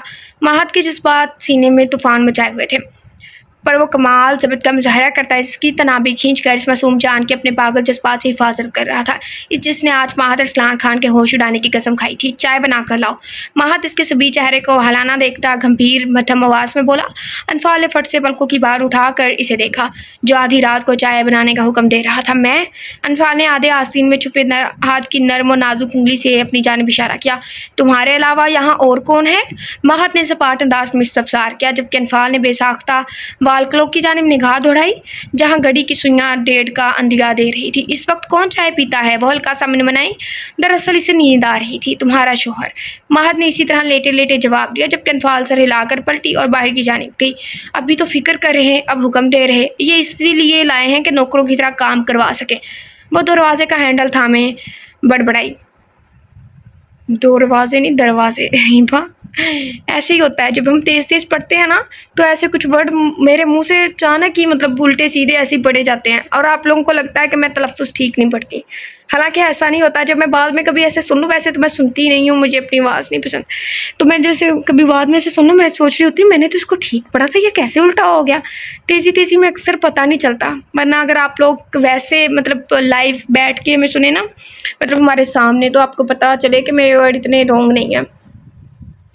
یہ بس جلدی جلدی ہڑبڑاہٹ کا شکار ہوتے ہیں، پھر میں کیا کر سکتی ہوں، مجھے ٹائم ٹو ٹائم دینا پڑتا ہے، تو اس وجہ سے ہڑبڑاہٹ ہو ہی جاتی ہے۔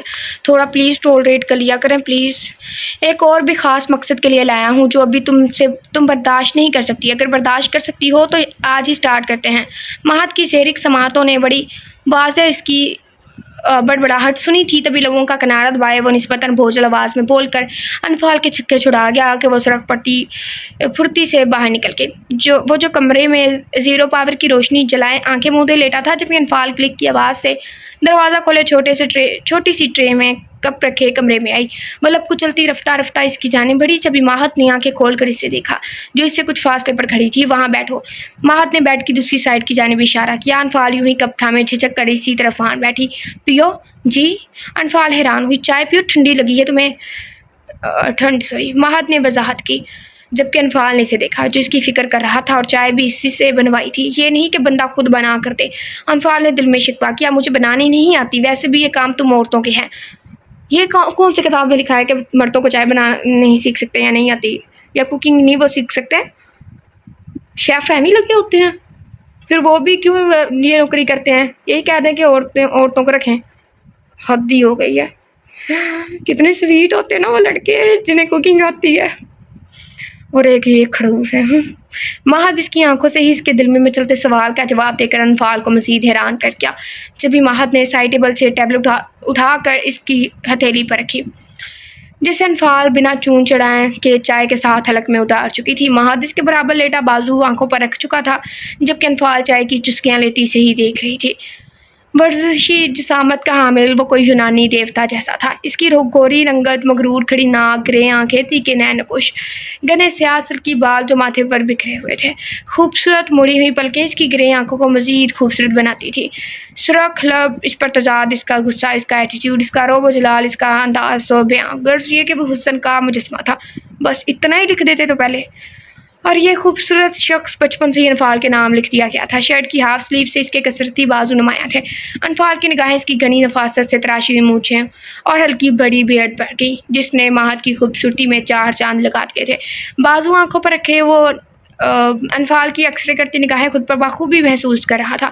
اس کا دل انفال کو باہوں میں بھرنے کے لیے پسلیوں سے سر پٹک رہا تھا۔ وہ اسے محسوس کرنا چاہتا تھا، پر انفال اس کی حالت سے انجان اتنا وقت چائے پینے میں لگا رہی تھی۔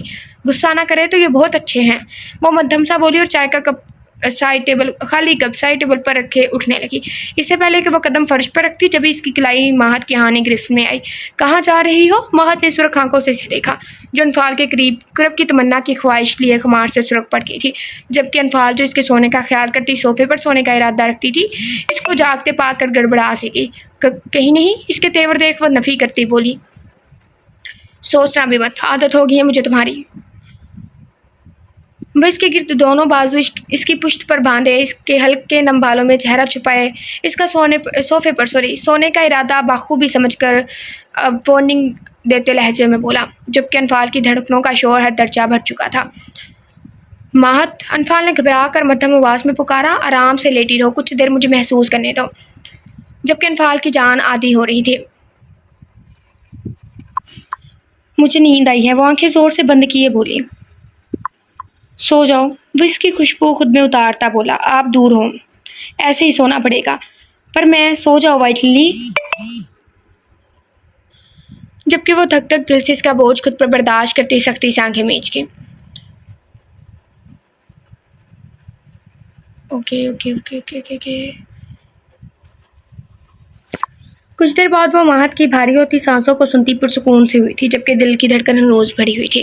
نیند میں بھی وہ اپنے گرد ماہد کی سخت گرفت محسوس کرتی، اس کے چوڑے مضبوط شانے پر پیشانی ٹکائے خود بھی ماہد مکمل مدہوشی کے عالم میں، مگر انفال کی قربت میں نیند میں محو تھا۔ وہ اسے رائے دینا چاہتا تھا، وہ انفال کو وقت دینا چاہتا تھا، وہ نہیں چاہتا تھا کہ انفال کی مرضی کے خلاف وہ اس کو اپنا بنا لے، جبکہ پہلے وہ انفال کے دل میں اپنی محبت دیکھنا چاہتا تھا۔ وہ دیکھنا چاہتا تھا کہ انفال اس کے لیے کیا جذبات رکھتی ہے، وہ انفال کو اپنے عشق میں ڈوبا دیکھنا چاہتا تھا۔ اتنا تو وہ جان گیا تھا کہ اس کی قربت انفال پر کس قدر اثر رکھتی تھی، کہ انفال نے کبھی ماہد کی قربت یا اس کے پاس آنے پر ناگواری کا تاثر نہیں دیا تھا، نہ بیزاری دکھائی تھی، بلکہ وہ تو ماہد کے چھونے پر فطری شرم اور جھجک میں گھند جاتی تھی۔ ہاں، اوپر پیش لکھی ہوئی ہے، ایسے ورڈ کیوں یوز کرتے ہیں؟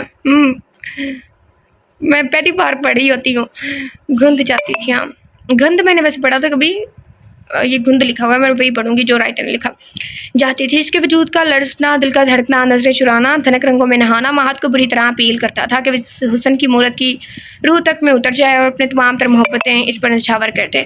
پر اس سے پہلے وہ انفال کو عشق میں مبتلا دیکھنا چاہتا تھا، اور بہت جلد وہ انفال کی محبت سے فیض یاب ہونے والا تھا۔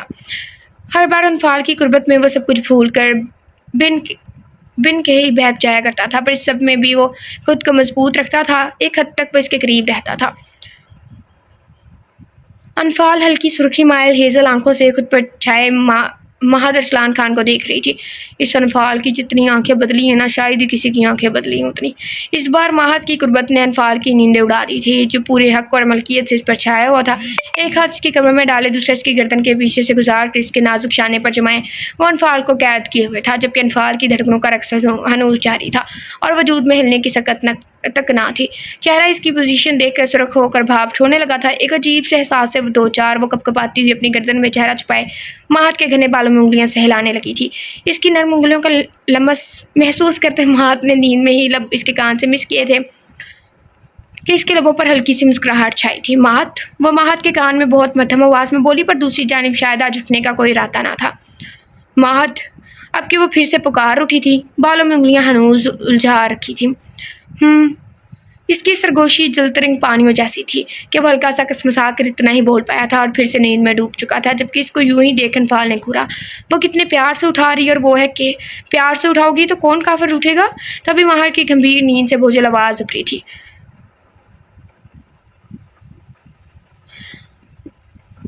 اکڑو انسان، آج مجھے چھوڑنے کا ارادہ ہے کہ نہیں؟ وہ اس کو ٹس سے مس نہ ہوتے دیکھ آخر چلا اٹھی، جبکہ ماہد نے سر اٹھا کر ناگوار نظروں سے اسے دیکھا کہ انفال نے ایک دم سے لب بیچے۔ تم کسی طرح راضی نہیں ہو؟ نہیں نا، آج نہ کل، مرتے دم تک نہیں، مرتے دم تک تمہیں یوں ہی اپنی باہوں میں رکھنا چاہتا ہوں۔ ماہد نے چند ثانیے اس کے گلال چہرے کو دیکھا اور پھر جھک کر اس کی تھوڑی کے بنور میں چمکتے سے ہاتھ دل پر لب رکھے تھے، جسے ماہد بخوبی اپنے کسرتی بازو سینے پر محسوس کرتا دلکش انداز میں مسکرا اٹھا تھا، اور انفال کے لیے مزید اس کی قربت اور معنیخیز باتیں برداشت کرنا مشکل امر ثابت ہو رہا تھا۔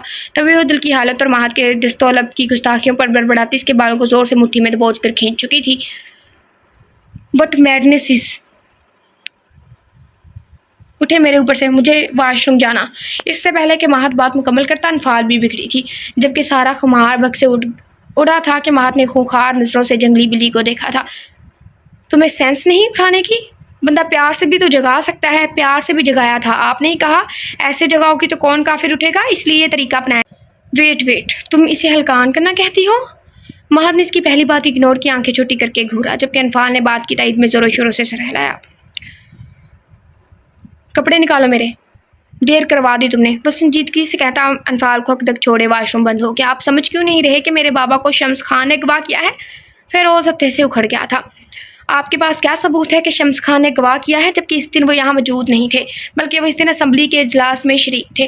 ایس ایچ او جانتا تھا کہ ضمیر خان شمس خان کے پاس ہے، پر اس کے پاس کوئی ثبوت نہیں تھا کہ وہ اس بنا پر شمس خان کو ایکسپوز کرتا، اور نہ ہی وہ ایسا کرنا چاہتا تھا کہ وہ معاملے سے بخوبی واقف تھا، جب بھی وہ فیروز خان کو ساری صورتحال سے آگاہ کر رہا تھا۔ تم سارے کے سارے ملے ہوئے ہو، میں تمہیں چھوڑوں گا نہیں، فیروز اس کے سامنے ٹیبل پر جھکتا دھمکی امیز لہجے میں بولا تھا۔ آپ جانتے نہیں آپ اس وقت تھانے کھڑے ہیں، اور یہ الفاظ کس قدر مہنگے پڑ سکتے ہیں آپ کو۔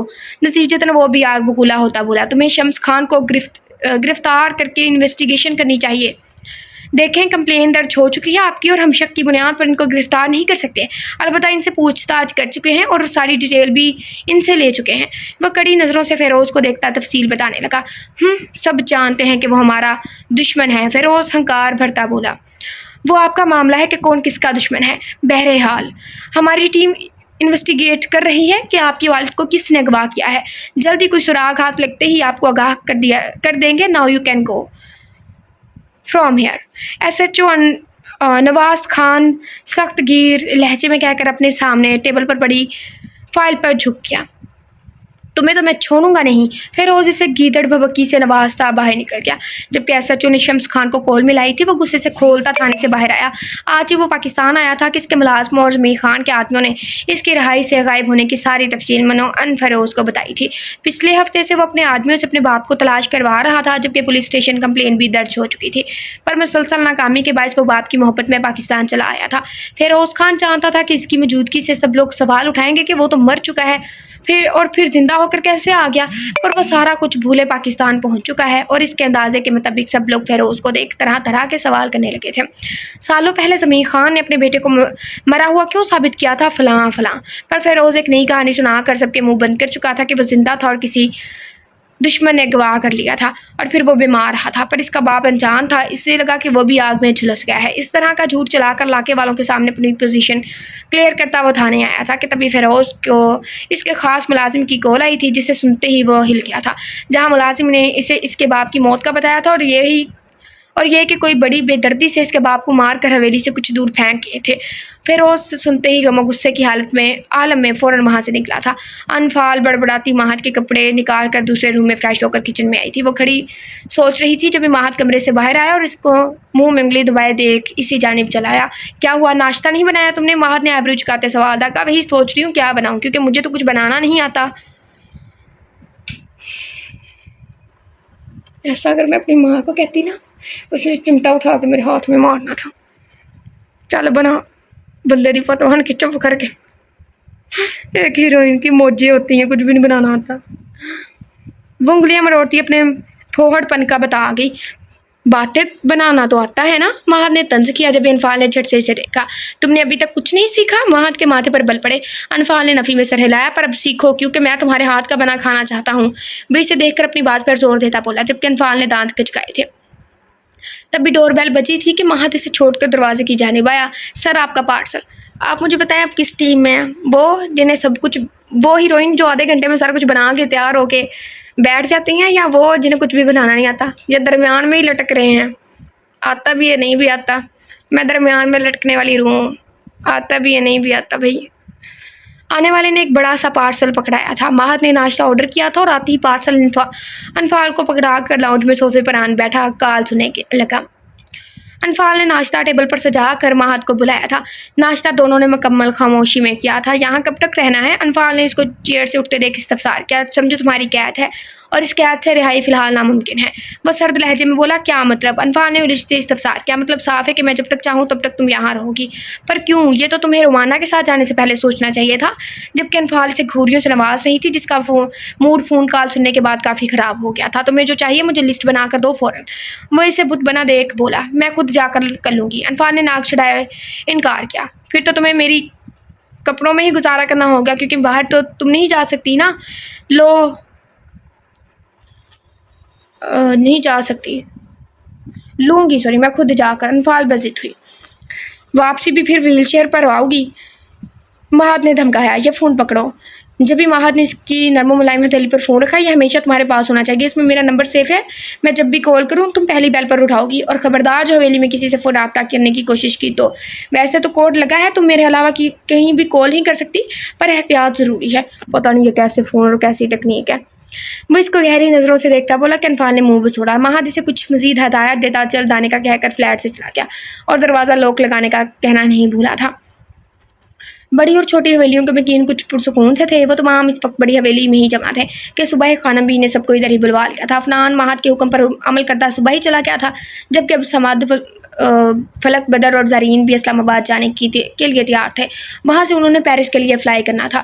سب نے شمس اور روشانے کو بھی بہت کہا تھا کہ وہ بھی گھومنے جائیں، پر دونوں نے انکار کر دیا۔ شمس نے بات کا پلان بنا رکھا تھا کہ سب لڑکوں کی غیر موجودگی میں کسی نہ کسی کا ہونا ضروری تھا، اور ابھی سب لاؤنج میں بیٹھے خوش گپیوں میں مصروف تھے۔ زرین اور فلک کی تو اپنے شوہروں کی مائن خیز نظروں سے جان جا رہی تھی، وہیں روشانے نے بھی شمس کی بولتی نظروں سے گھبرائی ہوئی تھی۔ رات بہت مشکل سے وہ جان بخشی کروا سکی تھی کہ شمس کا انداز محبت روشانے کو حواس باختہ کر چکا تھا۔ ہمیں بھی اجازت ہے، نمرا کی والدہ نے جانے کی اجازت چاہی۔ کلثوم اگر برا نہ مانو تو نمرا کو کچھ دن ادھر ہی رہنے دو، سب بچے جا رہے ہیں تو گھر میں اداسی سی ہوگی۔ وہ نمرا کی شرارتی طبیعت اور ہنسمکھ انداز سے اسے یہیں روکنا چاہتی تھی۔ جب نمرا کی والدہ نے مسکرا کر سر ہلایا، پر نمرا چھوٹی حویلی رہے گی خانم بھی۔ جبھی علی بول پڑا، ابھی ہم نے اپنی بچی نہیں بیائی جو دھونس دھاندلی جما رہے ہو۔ خانم بھی نے مصنوعی گھوری سے نوازا۔ تو بھی ہاتھ دینا، اب تو رہنا مشکل ہے۔ وہ دل پر ہاتھ رکھے بولا، آج کل کے بچے بہت بے شرم ہو گئے ہیں۔ خانم بھی نے تعصب سے سر ہلایا، بے فکر رہیں آپ، بچے نہیں صرف لڑکے، 5 سال تک اس کی شادی نہیں کریں گے۔ شمس نے علی کے کندھے پر ہاتھ رکھے دبایا، خود تو کر لی ہے، چھوٹے بھائی کا احساس ہی نہیں۔ علی نے ڈرامائی انداز میں دہائی دی کہ سب کی لبوں پر مسکراہٹ رینگی، جبھی وہ سب ان چاروں کو رخصت کرنے پہنچ میں آئے تھے۔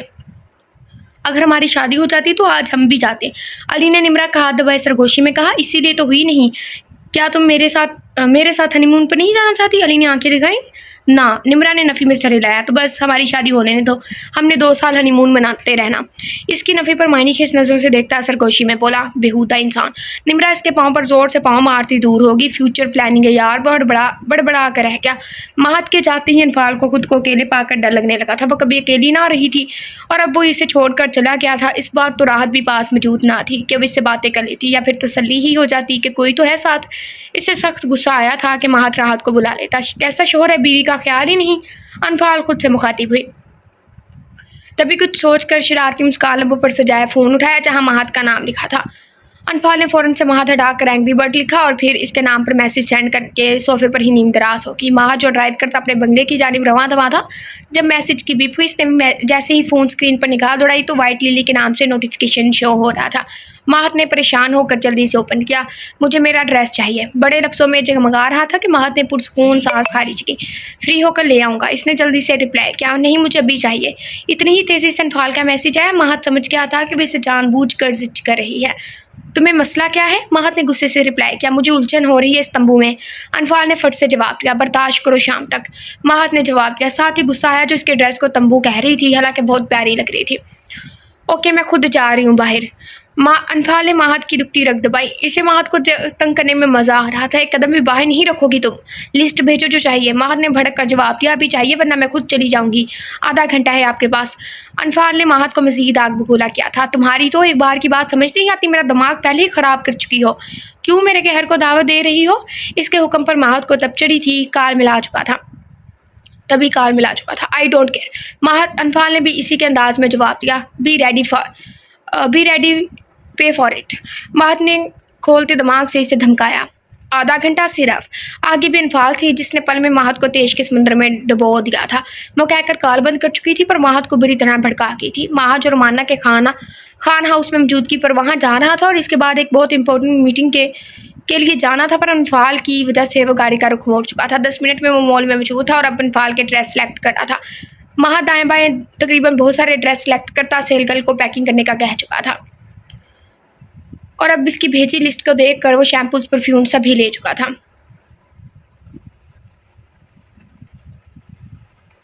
منہ کیا دیکھ رہی ہو، پیک کرو سب، مہات غصے سے گھرائی۔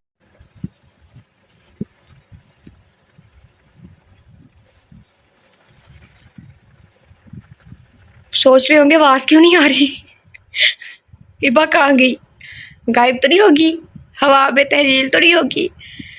بھئی میں سوچ رہی ہوں کہ آپ لوگ خود ملاحظہ کریں، مطلب خود پڑھیں، کبھی نظروں کو تکلف دیا کریں پڑھنے کا، خود پڑھیں، انجوائے کریں، کچھ بھی کریں، مجھے کیا، بس میرے لیے دعا کرنا کہ پلیز پلیز بارش ہو جائے، پلیز آپ لوگوں سے دعا التجا ہے، اور سوری آپ لوگوں سے التجا ہے کہ آپ لوگ دعا کیجیے گا کہ پلیز بارش ہو جائے۔ ہاں میں بہت بار دعا کر چکی ہوں بارش ہو جائے ہو جائے، ہو ہی نہیں رہی۔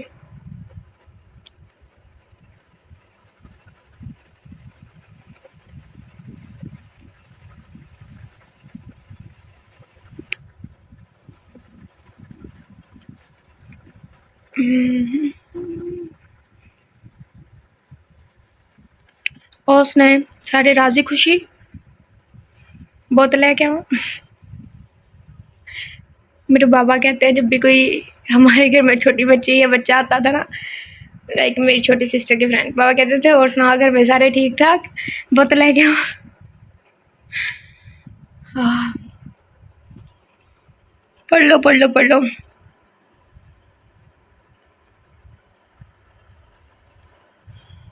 ایک تو سیل گرل بھی ہیرو کو ہی نہارتی رہتی ہے، مطلب دنیا کی ساری لڑکیاں ہیرو کے پیچھے ہی ہوتی ہیں، حد ہی ہو گئی ہے۔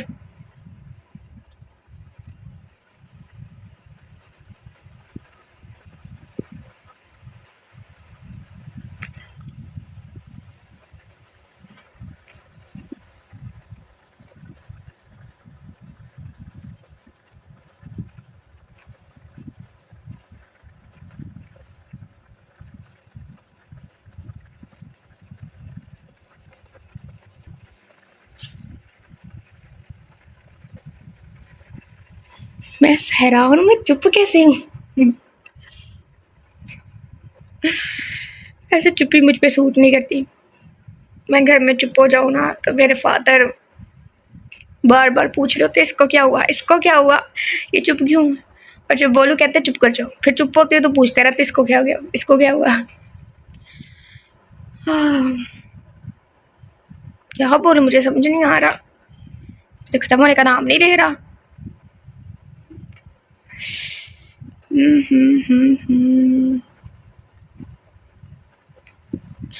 موکی گیا کھتے ہیں کھانا، اس کا مطلب نہ پوچھنا، مجھے نہیں پتا، یہ میری مدر کہتی ہیں۔ اوکے جی، اس کے بعد یہ ناول 14 کو اینڈ ہو جائے گا، 14 کو آپ سمجھ رہے ہیں 14 کو، لیکن میں اس کے ساتھ نا ایک شارٹ ناول شام میں اپلوڈ کیا کروں گی، ٹھیک ہے؟ کوشش کروں گی، کہہ نہیں سکتی کیونکہ اس کو ریکارڈ کرتے ہوئے میرا سارا خون پسینہ بہہ جاتا ہے، اس وجہ سے خیر یہ تو ختم ہو جائے گا نا، اللہ کا شکر۔ چلے جی، اگلی پارٹ میں ملتے ہیں، اللہ حافظ، خیال رکھنا اپنا، دعا کرنا میرے لیے لازمی جو میں نے بولا ہے، ٹھیک ہے نا؟ چھوٹی سی ریکویسٹ، اور امید ہے کہ میں نے آپ لوگوں پہ غصہ یا آپ لوگوں کو بور نہیں کیا ہوگا، کیونکہ میں غصہ نہیں کرتی بھی، میں بس پریشان ہوتی ہوں یا ہنس کے کہتی ہوں، مجھے سمجھ نہیں آتا آپ لوگوں کو میری ہنسی والی آواز نہیں سنائی دیتی، جب میں کچھ کہہ رہی ہوتی ہوں تو اس میں تھوڑا سا ہنسی ہوتی ہے، مجھے تو فوراً سمجھ آ جاتا ہے کون ہنس کے کہہ رہا اور کون غصے میں، آپ لوگوں کو محسوس نہیں ہوتا؟ اچھا میں انٹیلیجنٹ ہوں۔ چلے جی، بائے، اللہ حافظ، اپنا خیال رکھیے گا خوبصورت لوگوں۔